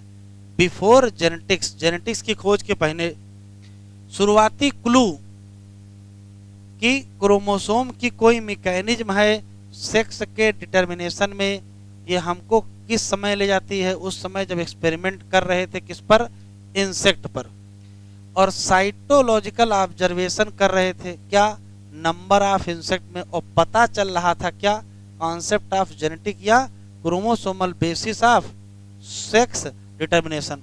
ध्यान से सुनेंगे, अगर क्वेश्चन आएगा कॉन्सेप्ट ऑफ जेनेटिक या chromosomal basis of sex determination कैसे पता चला, तो आप कहोगे साइटोलॉजिकल एग्जामिनेशन कर रहे थे किनका, इंसेक्ट का। कौन कर रहा था, हैंकिंग कर रहे थे। कब, 1891। तो इन्होंने बताया कि एक स्पेसिफिक न्यूक्लियर स्ट्रक्चर है जो स्पर्मेटोजेनेसिस में देखने को मिलता है कुछ इंसेक्ट में। It was also observe him that 50% of sperm में ये स्ट्रक्चर था, इसके बाद स्पर्मेटोजेनेसिस के बाद, जबकि 50% में वो स्ट्रक्चर नहीं था। हैंकिंग ने उसका नाम क्या रख दिया, एक्स बॉडी, लेकिन बता नहीं पाए कि इसका क्या महत्व है। बाद में पता चला जिनको ये एक्स बॉडी कह रहे थे वो वास्तव में क्या था, क्या था, क्रोमोसोम था। चूंकि क्रोमोसोम है तो क्यों ना इसका नाम क्या रख दिया जाए,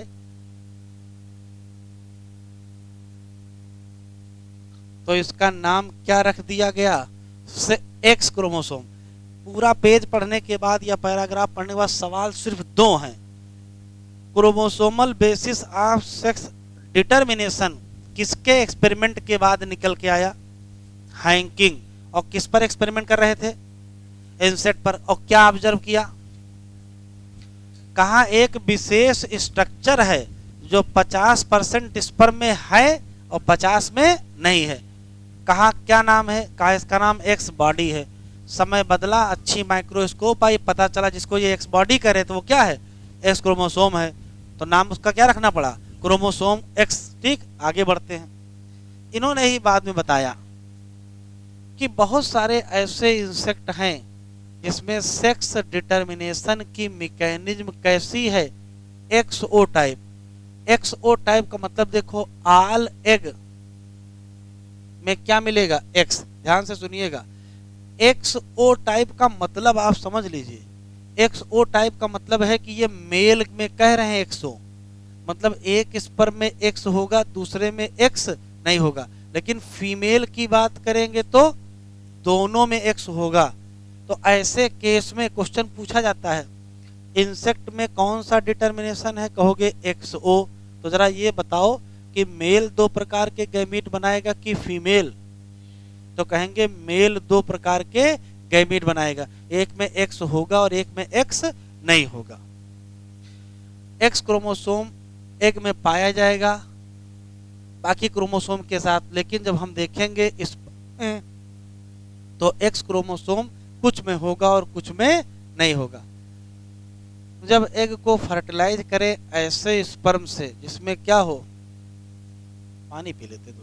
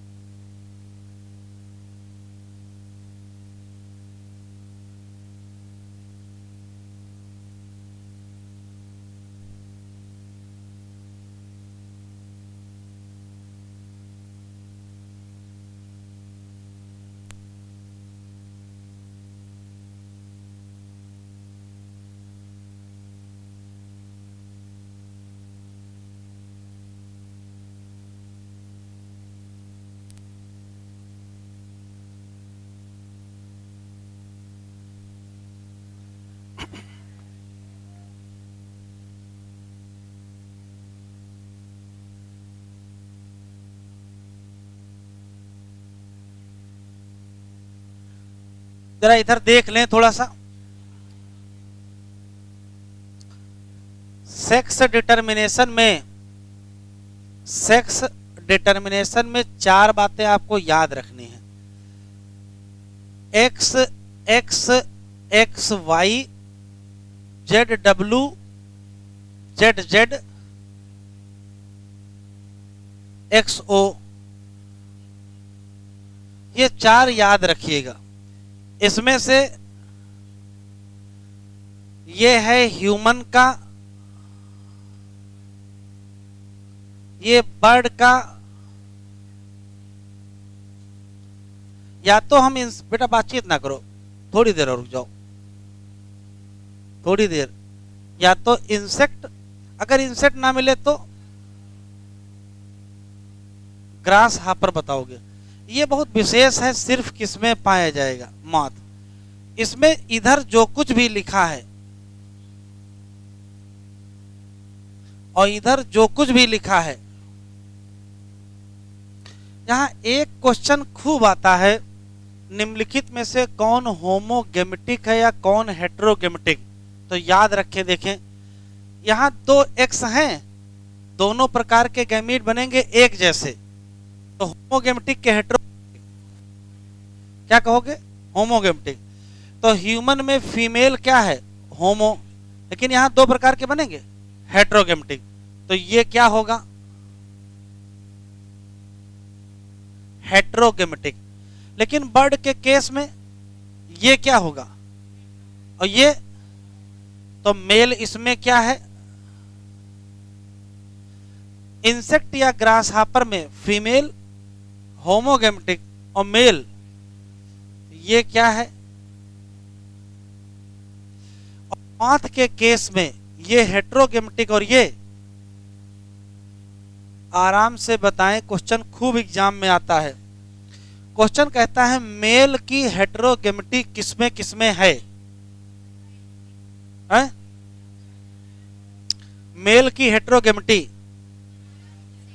तो मेल यहां हेटेरोगेमेटिक, और तो फीमेल की हेटेरोगेमेटी कहां है, तो बर्ड, और इसी तरीके से मेल होमोगेमेटिक कहां है, बर्ड और मॉथ, और फीमेल होमोगेमेटिक कहां है। यही 4 क्वेश्चन हैं, फिर से सुन लीजिए, गड़बड़ी नहीं करेंगे। कौन होमोगेमेटिक है, कौन हेटेरोगेमेटिक है, खूब एग्जाम में आ रहा है। सिर्फ ये लिखेंगे और देख के बता देंगे कौन होमोगेमेटिक कौन हेटेरोगेमेटिक। कंक्लूसिव लाइन ये है कि ऐसा इंडिविजुअल जो हेटेरोगेमेटिक होगा उसी के गैमीट से सेक्स डिटरमाइन करेंगे। तो आराम से बताएं, ह्यूमन में स्पर्म डिटरमाइन करेंगे कि ओवम, और बर्ड में स्पर्म की ओवम, और इंसेक्ट या ग्रासहापर में स्पर्म की ओवम, और मॉथ में स्पर्म की ओवम। यही 4 क्वेश्चन है जो आपसे पूछे जा रहे हैं। वापस चलते हैं।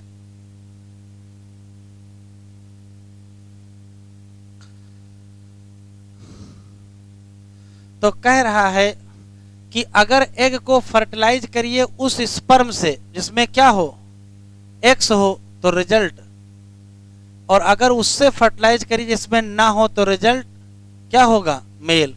Do you think number of chromosome in male and female equal? नहीं, इक्वल नहीं है। मेल में एक क्रोमोसोम क्या है, कम, और फीमेल में एक क्रोमोसोम ज्यादा। Due to the involvement of S chromosome in determination of sex, इसी नाते एस क्रोमोसोम का नाम बदल के सेक्स, बाद के क्रोमोसोम जितने बचे वो ऑटोसोम। ग्रास हापर किसका एग्जाम्पल है, एक्सो, इन विच मेल में क्या है, एक ही एस क्रोमोसोम है, बाकी सब क्या है, ऑटोसोम, जबकि फीमेल में पूरा का पूरा पेयर क्या होगा, एस क्रोमोसोम। यह observation lead to the number of species to understand the mechanism of sex determination, number of other insect including mammal including man, XY type of determination seen, जहां दोनों mail and female है। ये important line है, टिक कर लीजिए। बताओ किसमें male female में क्रोमोसोम नंबर सेम होंगे, आराम से बताओ। मेल फीमेल में सेम होंगे, ह्यूमन और बर्ड, और मेल फीमेल में नंबर अलग अलग होंगे, मॉथ और ग्रासहॉपर। तो जब अलग अलग होंगे तो किसी में कम किसी में ज्यादा, तो मेल में किस में कम होंगे, ग्रासहॉपर में, और फीमेल में किस में कम होंगे, मॉथ में, और मेल फीमेल बराबर किस में, हैं? किसमें? और मेल हेटेरोगेमेटिक कहां कहां? कौन कौन? और फीमेल हेटेरोगेमेटिक कौन कौन? तो तो बर्ड में स्पर्म डिटरमाइन करेंगे कि ओवम, और ह्यूमन में और ग्रास हापर में। बस इतने ही क्वेश्चन याद रखिएगा, इतने सारे हैं आपका क्वेश्चन। मेल में एस क्रोमोसोम होगा, दूसरे में क्या होगा? वाई। फीमेल में चूंकि एक जोड़ा है, लिखा है both male and female bear क्या? ऑटोसोम। मेल में ऑटोसोम के साथ, बेटा बातचीत ना करें, फीमेल में ऑटोसोम के साथ एक्स एक्स होगा। ह्यूमन बीइंग, ड्रोसोफिला दोनों, हाँ ड्रोसोफिला छूटा जा रहा था। एक्स वाई वाला पैटर्न किसमें है? ड्रोसोफिला में भी है। मेल में एक एक्स एक वाई, जबकि फीमेल में क्या होगा? एक जोड़ी एक्स क्रोमोसोम। फिर आया, कह रहा ऊपर के डिस्क्रिप्शन से आपको समझ में आ चुका होगा कि एक्स ओ टाइप में या एक्स वाई टाइप में दोनों केस में मेल ही क्या बना रहा है? दो टाइप के गैमीट या तो होगा या तो नहीं होगा। ऐसे केस में क्या कहोगे? मेल की क्या है? हेटेरोगेमिटी। लेकिन अगर हम बर्ड में जाएंगे तो थोड़ा डिफरेंट मिलेगा। क्या? In this case total number of chromosome तो सेम है, लेकिन डिफरेंट टाइप के गैमीट कौन बनाएगा? कौन बनाएगा? फीमेल बनाएंगे, और इसी को कहोगे क्या? फीमेल। ये लिख लीजिए, नीट में कई बार आया है, टिक कर लीजिए। मेल हेटेरोगेमिटी और फीमेल हेटेरोगेमिटी, आराम से बताएं। एक्सओ में मेल हेटेरोगेमिटी है कि फीमेल? और जेड डब्ल्यू में है? और एक्स वाई में? एक्स वाई में मेल, एक्सओ में मेल, और जेड डब्ल्यू में female. Mechanism of determination describe earlier to different sex chromosome in female bird. एक का नाम जेड, एक का नाम W. In these organism female है 1 जेड एंड 1 डब्ल्यू, जबकि मेल में क्या होगा? पूरा का पूरा जोड़ा होगा क्या? Z chromosome. Sex determination in human में सिर्फ लिखा है कहानी। क्वेश्चन देखो, इतना याद रखना है, सीधी सीधी बात। फीमेल की बात करेंगे तो, मेल की बात करेंगे तो, अगर फर्टिलाइजेशन कराएंगे तो ये एक्स एक्स बना, इसका मतलब फीमेल। इसका इससे कराएंगे तो एक्स वाई बना, मेल। इसका इससे कराएं तो फीमेल, और इसका इससे कराएं तो मेल। तो बताओ मेल कितने बने? 2, कितने में से? और फीमेल कितने बने? 2, कितने में से? तो पॉसिबिलिटी 1/2, पॉसिबिलिटी 1/2, मतलब 50% और 50। यही आपको याद रखना है, जहां इतना लिखा हुआ है कि 50% स्पर्म में ये होगा, 50% स्पर्म में ये होगा। अगर स्पर्म जिसमें एक्स है उससे फर्टिलाइजेशन हो जाए तो फीमेल, और स्पर्म जिसमें वाई है उससे फर्टिलाइजेशन हो जाए तो मेल। मेल की पॉसिबिलिटी 50% और फीमेल की पॉसिबिलिटी 50%। तो इसमें कुछ नहीं पढ़ना, ये पढ़ना है, ये इंपॉर्टेंट है। ये वो हैं जिनके पिताजी नहीं होते हैं, दादा होते हैं ना, और जिनके लड़के नहीं होते हैं, ग्रैंड सन होते हैं। ये इंपॉर्टेंट है, देखो ध्यान से।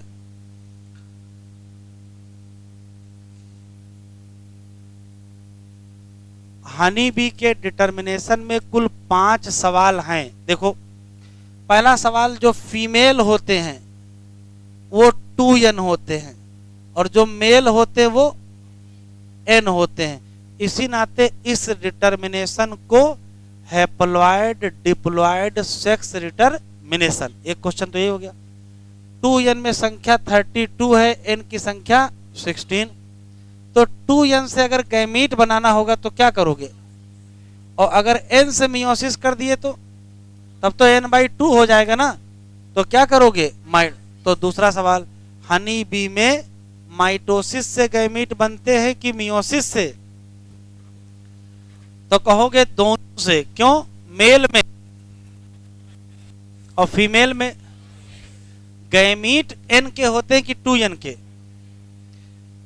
चाहे मेल गैमीट बनाए चाहे फीमेल, सब में गैमीट क्या है। अब देखो ऐसा हो सकता है कि ये दोनों फर्टिलाइज कर जाएं, तो अगर फर्टिलाइज करेंगे तो 32 हो जाएगा और हम कहेंगे कि क्या है फीमेल, और हो सकता फर्टिलाइज ना करे सीधे जाइगोट बना ले, तो अगर सीधे जाइगोट बना लेगा तो n होगा और n क्या हो जाएगा मेल। तो कॉन्सेप्ट ये है कि अगर ओवम का स्पर्म से फर्टिलाइजेशन हुआ है तो भविष्य क्या है फीमेल, और अगर ओवम का फर्टिलाइजेशन नहीं हुआ है तो भविष्य क्या है मेल। तो फर्टिलाइजेशन के बगैर अगर एम्ब्रायो बनाओगे तो कौन सा फिनोमेना होगा, पार्थिनोजेनेसिस। तो हनी बी में मेल किस प्रोसेस से बनते हैं, पार्थिनोजेनेसिस, और फीमेल किस प्रोसेस से बनते हैं, fertilisation.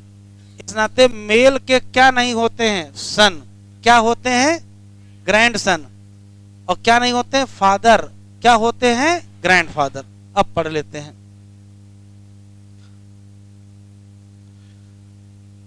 Sex determination in honey be based on number of chromosome in individual.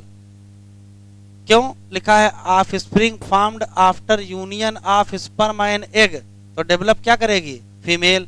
अब वो फीमेल में दो विकल्प हैं, क्वीन या वर्कर, लेकिन अगर अनफर्टिलाइज एग है तो वो डेवलप करके क्या बनाएगा मेल, जैसे क्या कहेंगे ड्रोन।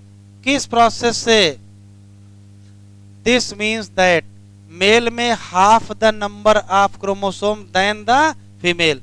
फीमेल क्या होती हैं डिप्लॉयड 32, मेल क्या होते हैं हेप्लॉयड 16, इसी नाते नाम हेप्लो डिप्लॉयड सेक्स डिटर्मिनेशन। नाम बोलो क्या है, सही से बोलो क्या है। ये स्पेशल कैरेक्टरिस्टिक है किसमें, जिसमें मेल प्रोड्यूस करते हैं स्पर्म कैसे, जबकि फीमेल, हाँ देखो लिखा है male do not have, male के क्या नहीं होते हैं। तो इस नाते अगर फादर नहीं होंगे तो क्या नहीं होंगे भैया, फादर अगर नहीं तो सन भी तो नहीं होंगे, तो होंगे क्या, और क्या होंगे। कह रहा how is the sex determination mechanism is different in the bird, bird में कैसे अलग है, तो अभी बताएं बर्ड की कौन सी है, ZW है। इज स्पर्म या egg responsible for sex of चिक, चिक क्या है मुर्गा मुर्गी, बर्ड है ना, तो बर्ड है तो कौन डिटरमाइन करेगा, कौन फीमेल करेंगे।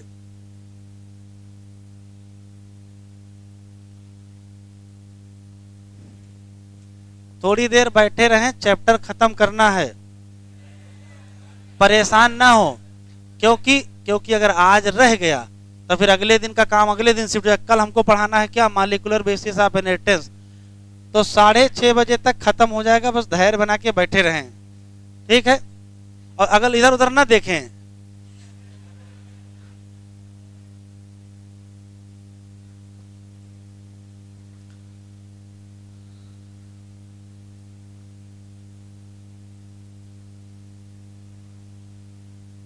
बोल लिए हो तो अब शुरू करें।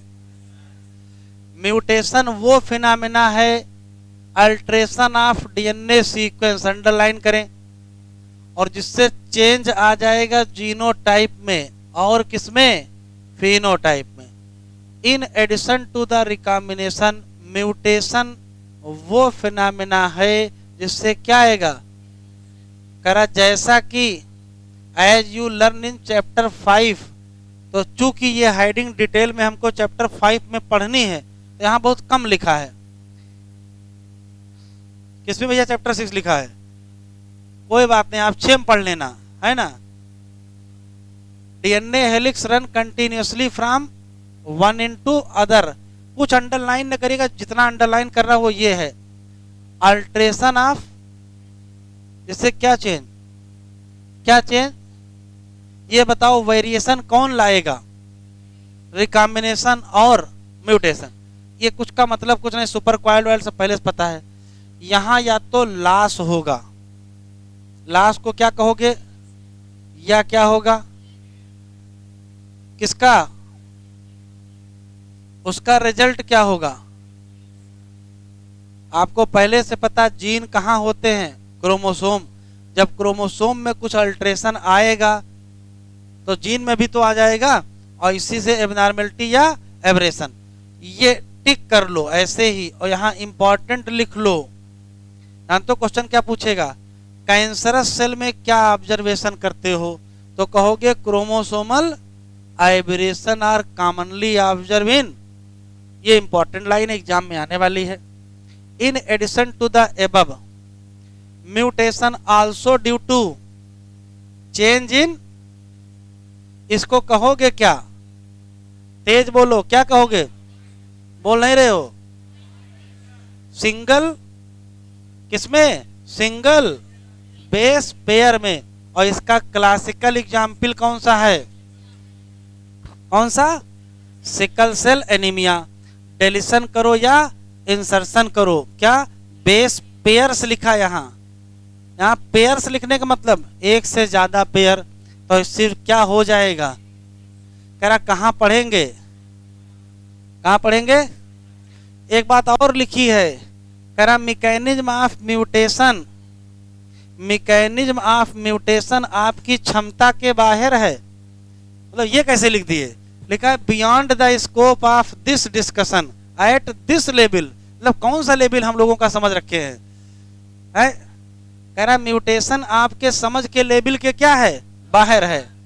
फिर भी लाओ थोड़ा समझा ही देते हैं, क्या कह रहा, कुछ केमिकल या जो इंड्यूस करते हैं क्या, और इनको कहते क्या हैं, एग्जाम्पल यूवी रेडिएशन क्या करता है, म्यूटेशन। इस नाते यूवी रेडिएशन क्या है, हाइडिंग में क्वेश्चन बताओ बस। पहला क्वेश्चन ये है कि म्यूटेशन में क्या चेंज हो जाता है, डीएनए चेंज हो जाता है, ऊपर लिखा हुआ है, उससे वेरिएशन आती है। वेरिएशन और कौन लाता है, जेनेटिक रिकॉम्बिनेशन। दूसरा, या तो डिलीशन करोगे या तो इंसर्शन करोगे, उससे क्रोमोसोमल एब्रेशन आएगा। कैंसर में क्या होता है, अगर सिंगल पेयर में चेंज है तो, और क्लासिकल एग्जाम्पल, लेकिन ढेर सारे बेस पेयर में चेंज है तो, जो यहां नहीं पढ़ेंगे, यही लिखा है ना। और फिर कह रहा आपको समझ में आएगा नहीं म्यूटेशन, फिर भी ऐसे लोग जो म्यूटेशन करें उनका नाम, और एग्जाम्पल क्या, कौन सा, यूवी रेज। सामने जो ये बने हैं सिंबल बहुत इंपॉर्टेंट हैं। दो क्वेश्चन तो सिंबल से आए हैं एज सच, तो इसके बगल में नीट लिख लीजिए। जेई में कहां से आ जाएगा भैया, मतलब कुछ भी लिख लेते हो, हैं? अगर चौकोर हो तो मेल, और सर्कल बना हो, और ये क्या है, ये ना चौकोर है ना गोल है, सेक्स अनस्पेसिफाई। हुआ क्या है, जब पेडिग्री एनालिसिस करते हैं तो ऐसे बताते हैं कि उनके 4 बच्चे थे, उसमें कितने लड़के थे कितने लड़की के हमको नहीं पता, तो 4 बच्चे जब लिखना होगा तो सिंबल ऐसे बनाओगे, ठीक है। अगर सब भर देंगे तो अफेक्टेड, और नहीं भरेंगे तो अनअफेक्टेड। एक लाइन है तो मेटिंग, 2 लाइन, ये आए सच नीट में आया है, मेटिंग बिटवीन। इसके नीचे जो शब्द लिखा वो ना भूलिएगा, क्या लिखा है, कैंसैनगुनियस, जहरीली मेटिंग। तो खतरनाक मेटिंग कौन सी है, 2 लाइन। ये पेरेंट हैं, ये बच्चे हैं, पहला बच्चा कौन सा है? देखो लिखा है बर्थ लेफ्ट टू राइट है, तो ये पहला और ये पेरेंट, इसमें कितने बच्चा? यहां 5 देखो सेंटर में लिखा है 5 और रेड तो है नहीं तो क्या है, और यहां क्या लिखा है? और अगर यह ऐसे लिखा होता, और अगर यही ऐसे लिखा होता, ठीक है, तो 5 अफेक्टेड फीमेल, सॉरी 5 अनअफेक्टेड, और ये 5 अनअफेक्टेड, और ये 5 अनअफेक्टेड क्या? पेडिग्री एनालिसिस का सवाल सबसे आसान तब तक है जब तक ये दोनों पेडिग्री आएंगे, ठीक है। अगर ये दोनों आ गई तो दुनिया, इनको दूर से पहचान लीजिए, देख के बता देंगे कौन किसकी है, और अच्छी पेडिग्री अगर बन गई तो वहां नहीं निकलने वाली है, फिर बाहर आएंगे हमसे मिलेंगे तबे सॉल्व होगी। तो अगर किस्मत अच्छी होगी तो इसी में से आ जाएगा। तो रट लीजिए, ये वाली पेडिग्री किसकी है? किसकी है? ऑटोसोमल। और एग्जाम्पल कौन सा? तो देखो क्या करेगा, ध्यान से सुने। एग्जामिनर कर ये सकता है कि ये पेडिग्री दे देगा और पूछेगा बताओ किस बीमारी की पेडिग्री है, तो या तो आंसर ये मिलेगा, ठीक है कोई बात नहीं, लेकिन हो सकता है ये आंसर ना मिले तो क्या मिल जाए, और अगर ये भी ना मिले तो वो लगा देंगे। ऐसा नहीं करेंगे, हाँ ऐसा नहीं करेंगे। अगर ये आंसर नहीं मिला तो याद करिएगा ऑटोसोमल रेसिड्यू की कौन कौन और डिजीज हैं, जैसे फिनाइल कीटोन्यूरिया वो भी सही है, थैलासीमिया वो भी सही है, एल्बिनिज्म वो भी। तो इतना कॉमन सेंस लगा लीजिएगा कि अगर वो पेडिग्री दिख गई तो क्या है, ऑटोसोमल, जैसे थैलासीमिया, जैसे कोई भी हो। लेकिन अगर ये ना मिले और ये मिल जाए, ऑटोसोमल, जैसे अभी लेटेस्ट में क्वेश्चन आया था, निम्नलिखित में से कौन सी ऐसी बीमारी है जो इनहेरिट होती है? निम्नलिखित में से कौन सी ऐसी बीमारी है जो इनहेरिट होती है, और यही ऑप्शन दिया था। भैया जेनेटिक डिसऑर्डर तो होगी ही ना, अगर जेनेटिक डिसऑर्डर है तो क्या करेंगे, इनहेरिट करेंगे। एक चीज याद रखिएगा, कोई बीमारी डोमिनेंट है कि कोई बीमारी रेसेसिव है, इसका पहचानने का सबसे आसान तरीका यह है, उसको बोलते हैं स्किप जनरेशन। बस अगर आप ये देखना सीख गए तो लगभग अंदाजा लगा ले जाओगे, या 50% तो सही पहुंच ही गए होगे। क्या? देखिए ध्यान से, इस जनरेशन में बीमारी है कि नहीं? एक को तो है ही। ये इनके बच्चे हैं, ये 2 बच्चे हैं और ये 2 बच्चे हैं। बताओ बच्चों वाली जनरेशन में बीमारी है कि नहीं है? इसमें है, इसमें है, और इसमें नहीं है। फिर देखो इस जनरेशन में बीमारी है तो इनके बच्चों में बीमारी है, और इस जनरेशन में बीमारी तो यहां नहीं। जब कभी ध्यान से सुनिएगा, एक जनरेशन में बीमारी हो और अगले जनरेशन में भी हो, इसका मतलब स्किप नहीं हो रहा है, वो डोमिनेंट है। यहां देखो इस जनरेशन में बीमारी नहीं है और इनका पहला बच्चा हुआ नॉर्मल, दूसरे को बीमारी हो गई, तीसरा फिर नॉर्मल, चौथे को फिर बीमारी हो गई, पांचवा फिर नॉर्मल, तो छठे फिर बीमारी। ऐसा नहीं है, ऐसा नहीं है। मोहल्ले वाले पूछ रहे हैं कि बच्चे ये 2 आपके नहीं हैं, हैं? क्योंकि देखो ना इनको बीमारी ना, भाई इन दोनों को बीमारी नहीं तो बच्चों बीमारी कहां से आ गई? फिर देखो कहा चलो हो सकता भाई, इधर देखो जिस बच्चे को बीमारी, उसकी शादी उससे की जिसको बीमारी नहीं थी, और फिर से बीमारी आ गई। अब ध्यान से सुनेंगे, जब कभी एक जनरेशन में बीमारी हो और एक जनरेशन में बीमारी ना हो, इसको कहते हैं skip generation. Skip generation recessive की पहचान है। जहां कहीं स्किप जनरेशन दिख जाए तो डोमिनेंट वाला आंसर ना लगाइएगा, और स्किप ना दिखे तो क्या होगा, डोमिनेंट होगा। डोमिनेंट डिजीज में कभी स्किप जनरेशन नहीं होती है। हिंदी में लिख लो स्किप जनरेशन प्रेजेंट और स्किप जनरेशन एब्सेंट, अंग्रेजी में लिख लो। हाँ, स्किप जनरेशन प्रेजेंट तो रेसेसिव और स्किप जनरेशन एब्सेंट तो डोमिनेंट, बस यही पहचानना है। इसके आगे एग्जामिनर ने अगर कुछ खेल कर दिया तो उस एग्जाम के पेपर में सही नहीं होने वाला है, फिर बाहर ही आके सही होगा। ये पहचानना और ये पहचानना है।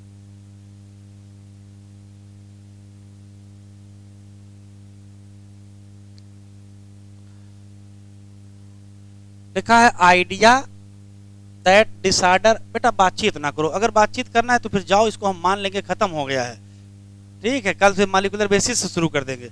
थोड़ी देर रुके, जितना हो सकता उतना तो कर ही लेते हैं। डिसऑर्डर जो इनहेरिट होते हैं ह्यूमन सोसाइटी में, this was based on heredity of certain character feature in family. After rediscovery of Mendel work analysis की गई किसकी, inheritance pattern of trait in human being. It is evident that अगर control cross कराया जाए P plant में या किसी दूसरे ऑर्गेनिज्म में तो संभव नहीं है। कहाँ कराना, जैसे जैसे मटर में क्रॉस करा करके रिजल्ट निकाल रहे हो, ऐसे ह्यूमन में क्रॉस करके रिजल्ट निकलवा सकते हो, नहीं निकलवा सकते हो, ठीक है। लोग कोर्ट चले जाएंगे, ये संभव है, नहीं संभव है। तो फिर इनहेरिटेंस की एनालिसिस कैसे करोगे, तो उसी का जुगाड़ है क्या, pedigree analysis. Study of family history किसकी, इनहेरिटेंस ऑफ पर्टिकुलर ट्रेट, ये एक नया तरीका है। अंडरलाइन करो, analysis of trait in several generation of family is called क्या, pedigree analysis. Pedigree analysis, the inheritance of particular trait is represented in by family tree over generation। Pedigree analysis हमको तगड़ा tool देती है, इसका इस्तेमाल करके हम क्या ट्रेस कर सकते हैं, या एबनॉर्मलिटी या disease. Some important standard symbol वहाँ दिए हैं। As you studies in chapter each and every feature in DNA, feature in the DNA organism controlled by one या other gene located on DNA। देखिए यहाँ जो कहानी लिखी है ना, उससे कोई सवाल आएगा नहीं, केवल सुनना है। डीएनए कैरियर है किसका, जेनेटिक इंफॉर्मेशन, ये ट्रांसमिट होता है एक जनरेशन से अदर विदाउट चेंज। चेंज या alteration do takes place occasionally. Alternation या चेंज इन जेनेटिक मटेरियल, इसको कहते क्या हैं। अब देखो म्यूटेशन की डिफिनीशन यहां लिखी है। Number of disorder in human being have been found to be associated with inheritance of change या अल्टर्ड जीन या क्रोमोसोम। मेंडेलियन डिसऑर्डर, ऐसा कोई भी डिसऑर्डर जो मेंडल के नियमों का क्या करे, पालन करे, उसी को कहते क्या है, मेंडेलियन डिसऑर्डर। मेंडेलियन डिसऑर्डर के एग्जाम्पल एनसीईआरटी में दिए, आपको याद रखना पड़ेगा। Broadly genetic disorder grouped into, एक कौन सा और एक कौन सा, Mendelian disorder mainly by alteration या म्यूटेशन। इसको टिक कर लो, अंडरलाइन कर लो, ये इंपॉर्टेंट है। मेंडेलियन डिसऑर्डर किससे होते हैं, किससे, these disorder transmit to offspring, उसी लाइन पर जैसा क्या किया, principle of inheritance. Pattern of inheritance of Mendelian disorder को ट्रेस कर सकते हो फैमिली में किसके द्वारा, ये फिर टिक करो। Most common Mendelian disorder are, एक हीमोफीलिया, दूसरा, तीसरा, चौथा, पांचवा, छठा, ETC और भी हैं। It is important mention here that Mendelian disorder या तो कैसे होंगे, या तो कैसे, अगर डोमिनेंट मेंडेलियन डिसऑर्डर है तो स्किप जनरेशन नहीं होगी, और अगर रेसेसिव है तो स्किप जनरेशन होगी।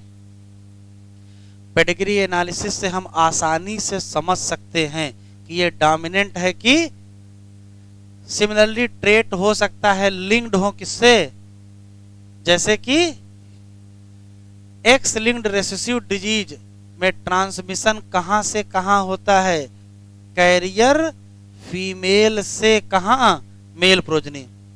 ए representative pedigree shown in figure is dominant and recessive, discuss with your teacher, discuss कर चुके हैं क्या। और कह रहा डिजाइन करो pedigree for character linked for both autosome and sex chromosome.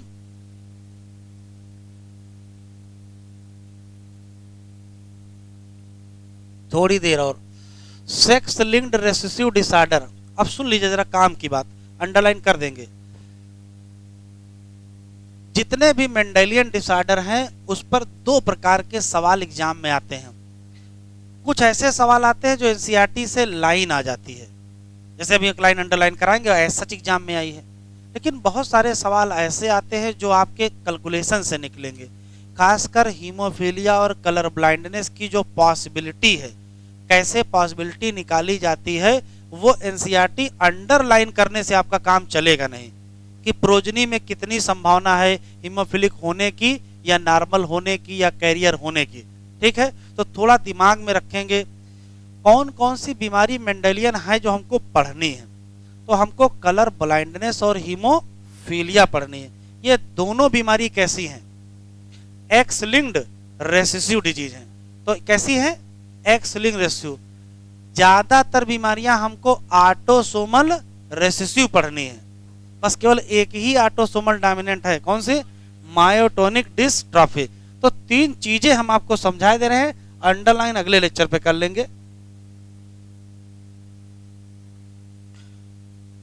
Haemophilia या कलर ब्लाइंडनेस का जब भी आप क्रॉस कराइएगा, तो देखिए अगर आप 12th का एग्जाम दे रहे होते तो क्रॉस दूसरे हिसाब से होता है, हमको एग्जाम में आंसर निकालना है। तो तरीका समझ लीजिए, तरीका ऐसा है कि एक्स एक्स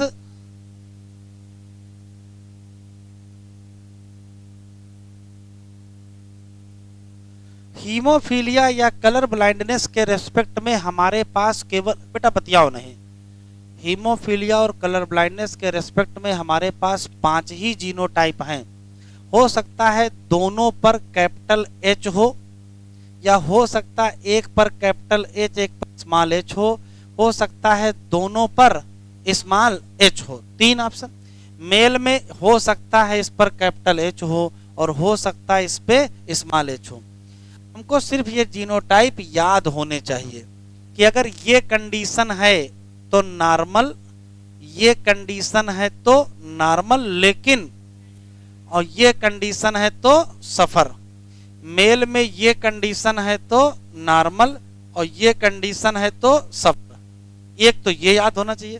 दूसरा, क्रॉस कराने का तरीका भी याद होना चाहिए। कैसे, देखिए एक्स एक्स का क्रॉस एक्स वाई से होगा,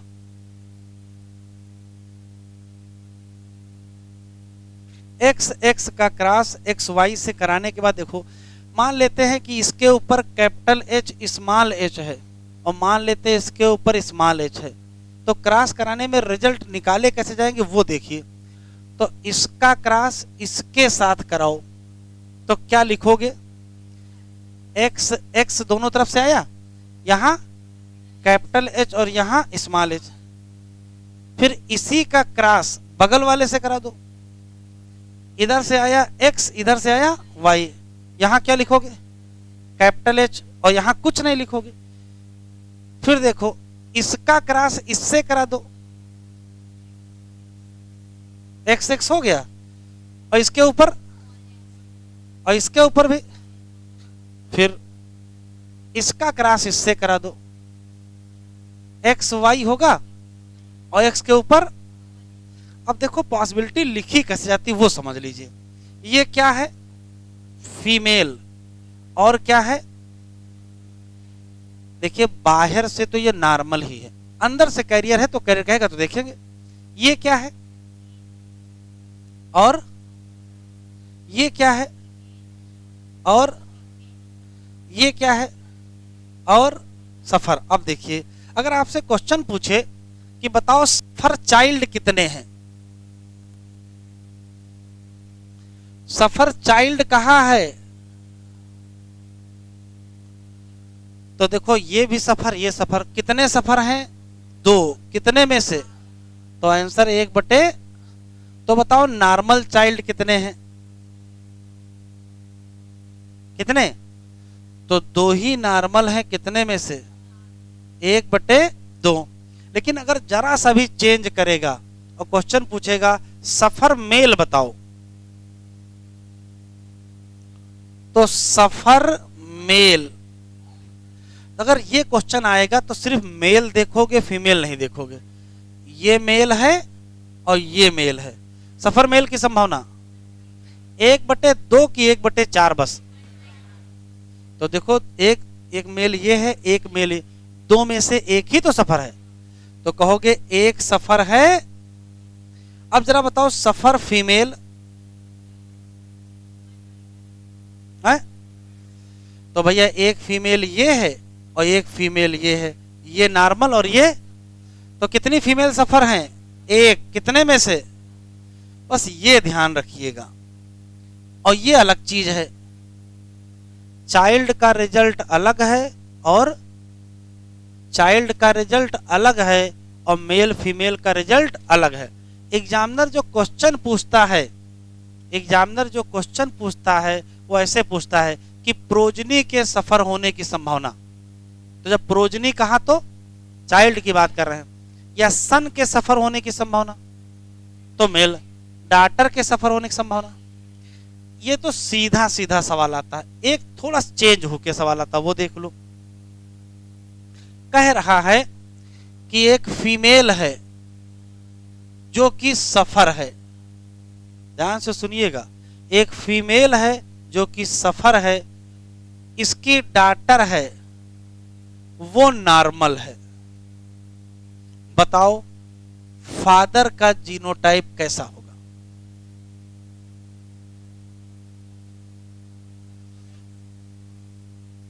तो जिस चीज की आपको आदत पड़ी है क्रॉस कराने की वो तो नहीं कराना है, इसका क्रॉस नहीं दोनों का करा दोगे, कैसे निकालोगे? देखो ये सफर कहाँ है, तो सफर का मतलब यही तो होगा, और डॉटर क्या है? नॉर्मल, यही तो होगा। अब देखो करते क्या है, होता यह है ऐसे केस में यहां जो भी कंडीशन लिखी है, चाहे ये वाला और चाहे ये वाला, यहां बताओ आएगा क्या? यही तो आएगा कि ये आ जाएगा। तो ये वाला हिस्सा कहां से आया? तो बताओ ये वाला हिस्सा कहां से? तो यहां पहुंचा दो। और बगल में क्या लिखोगे? तो फादर कैसा होगा? तो एक ये क्वेश्चन आता है कि 3 लोगों में से 2 लोगों की इंफॉर्मेशन दे देते हैं, 3 लोगों में से 2 लोगों की इंफॉर्मेशन दे देते हैं, तीसरे की पूछते हैं। ऐसा क्वेश्चन आप कैसे निकालोगे? ऐसा क्वेश्चन आप एनालिसिस करके निकालोगे। और कैसे करेंगे? उसमें जो भी डाटा दिया रहता है वो फिक्स होता है। जैसे अगर यहाँ कह देता कैरियर है तो अभी फंस जाते, अभी कह देता यहाँ कैरियर तो यहाँ दिक्कत ना हो जाती। तो यहाँ स्पष्ट दिया है कि ये क्या है? सफर। तो यहाँ से क्या लाओगे? स्मॉल एच, और फिर कन्फर्म है यहाँ से क्या आया? Capital H. एक क्वेश्चन ये। एक क्वेश्चन और आता है, लिखा होता है कि हस्बैंड है वाइफ है, ध्यान सुनिएगा, हस्बैंड वाइफ की इंफॉर्मेशन नहीं दी रहती है, हस्बैंड के मदर की इंफॉर्मेशन दी है और वाइफ के फादर की इंफॉर्मेशन दी है। क्या कहा? मदर है सफर और फादर है सफर। बताओ इनके बच्चों में हीमोफीलिया होने की क्या संभावना है? तो इस सवाल को निकालने के लिए, इस सवाल को निकालने के लिए इनकी शादी नहीं करा दोगे, समझ रहे हो? इनके बच्चों को पता करना, पहले ये लोग शादी करें तब पता हो, ऐसा नहीं होने वाला है। क्या करोगे? देखो ध्यान से, यहां हस्बैंड के मदर की इंफॉर्मेशन दी है, तो हस्बैंड की मदर का जीनोटाइप यही तो होगा। तो बताओ इसके पास क्या आया होगा? हैं? स्मॉल एच कन्फर्म है ना, इसका मतलब इसका जीनोटाइप ये होगा। और यहां दिया है इसके फादर सफर है। फादर सफर होने का मतलब ये होगा, फादर से यहां क्या आएगा, क्या है, वाई आएगा कि एक्स। तो इसके मतलब इसके पास स्मॉल एच मिला, इसकी मदर की इंफॉर्मेशन नहीं दी है तो नॉर्मल मानोगे, इसका मतलब कैपिटल एच। तो ये इस कंडीशन में है, ये इस कंडीशन में है। तो बच्चों का हाल बताओ।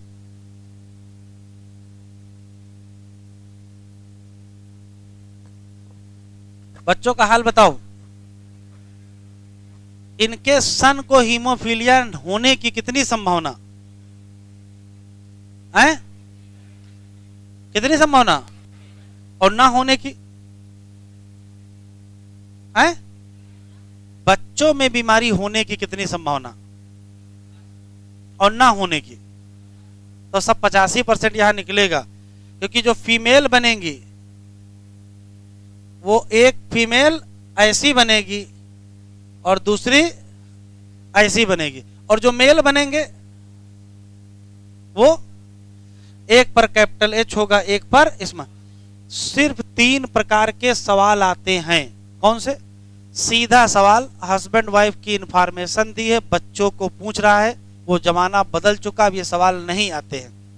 सवाल ये आता है कि 3 लोग हैं, या तो मदर और बच्चे की इंफॉर्मेशन होगी तो फादर पूछेंगे, या फादर और बच्चे की इंफॉर्मेशन होगी तो मदर पूछेंगे, तो बताओगे। या एक जनरेशन ऊपर की इंफॉर्मेशन होगी और एक जनरेशन नीचे की पूछेंगे, तो क्रॉस नहीं कराना है, वहां भी अंदाजा लगाना कि जीनोटाइप होगा कैसा, जो भी होगा उसके हिसाब से आपका आंसर निकल आएगा।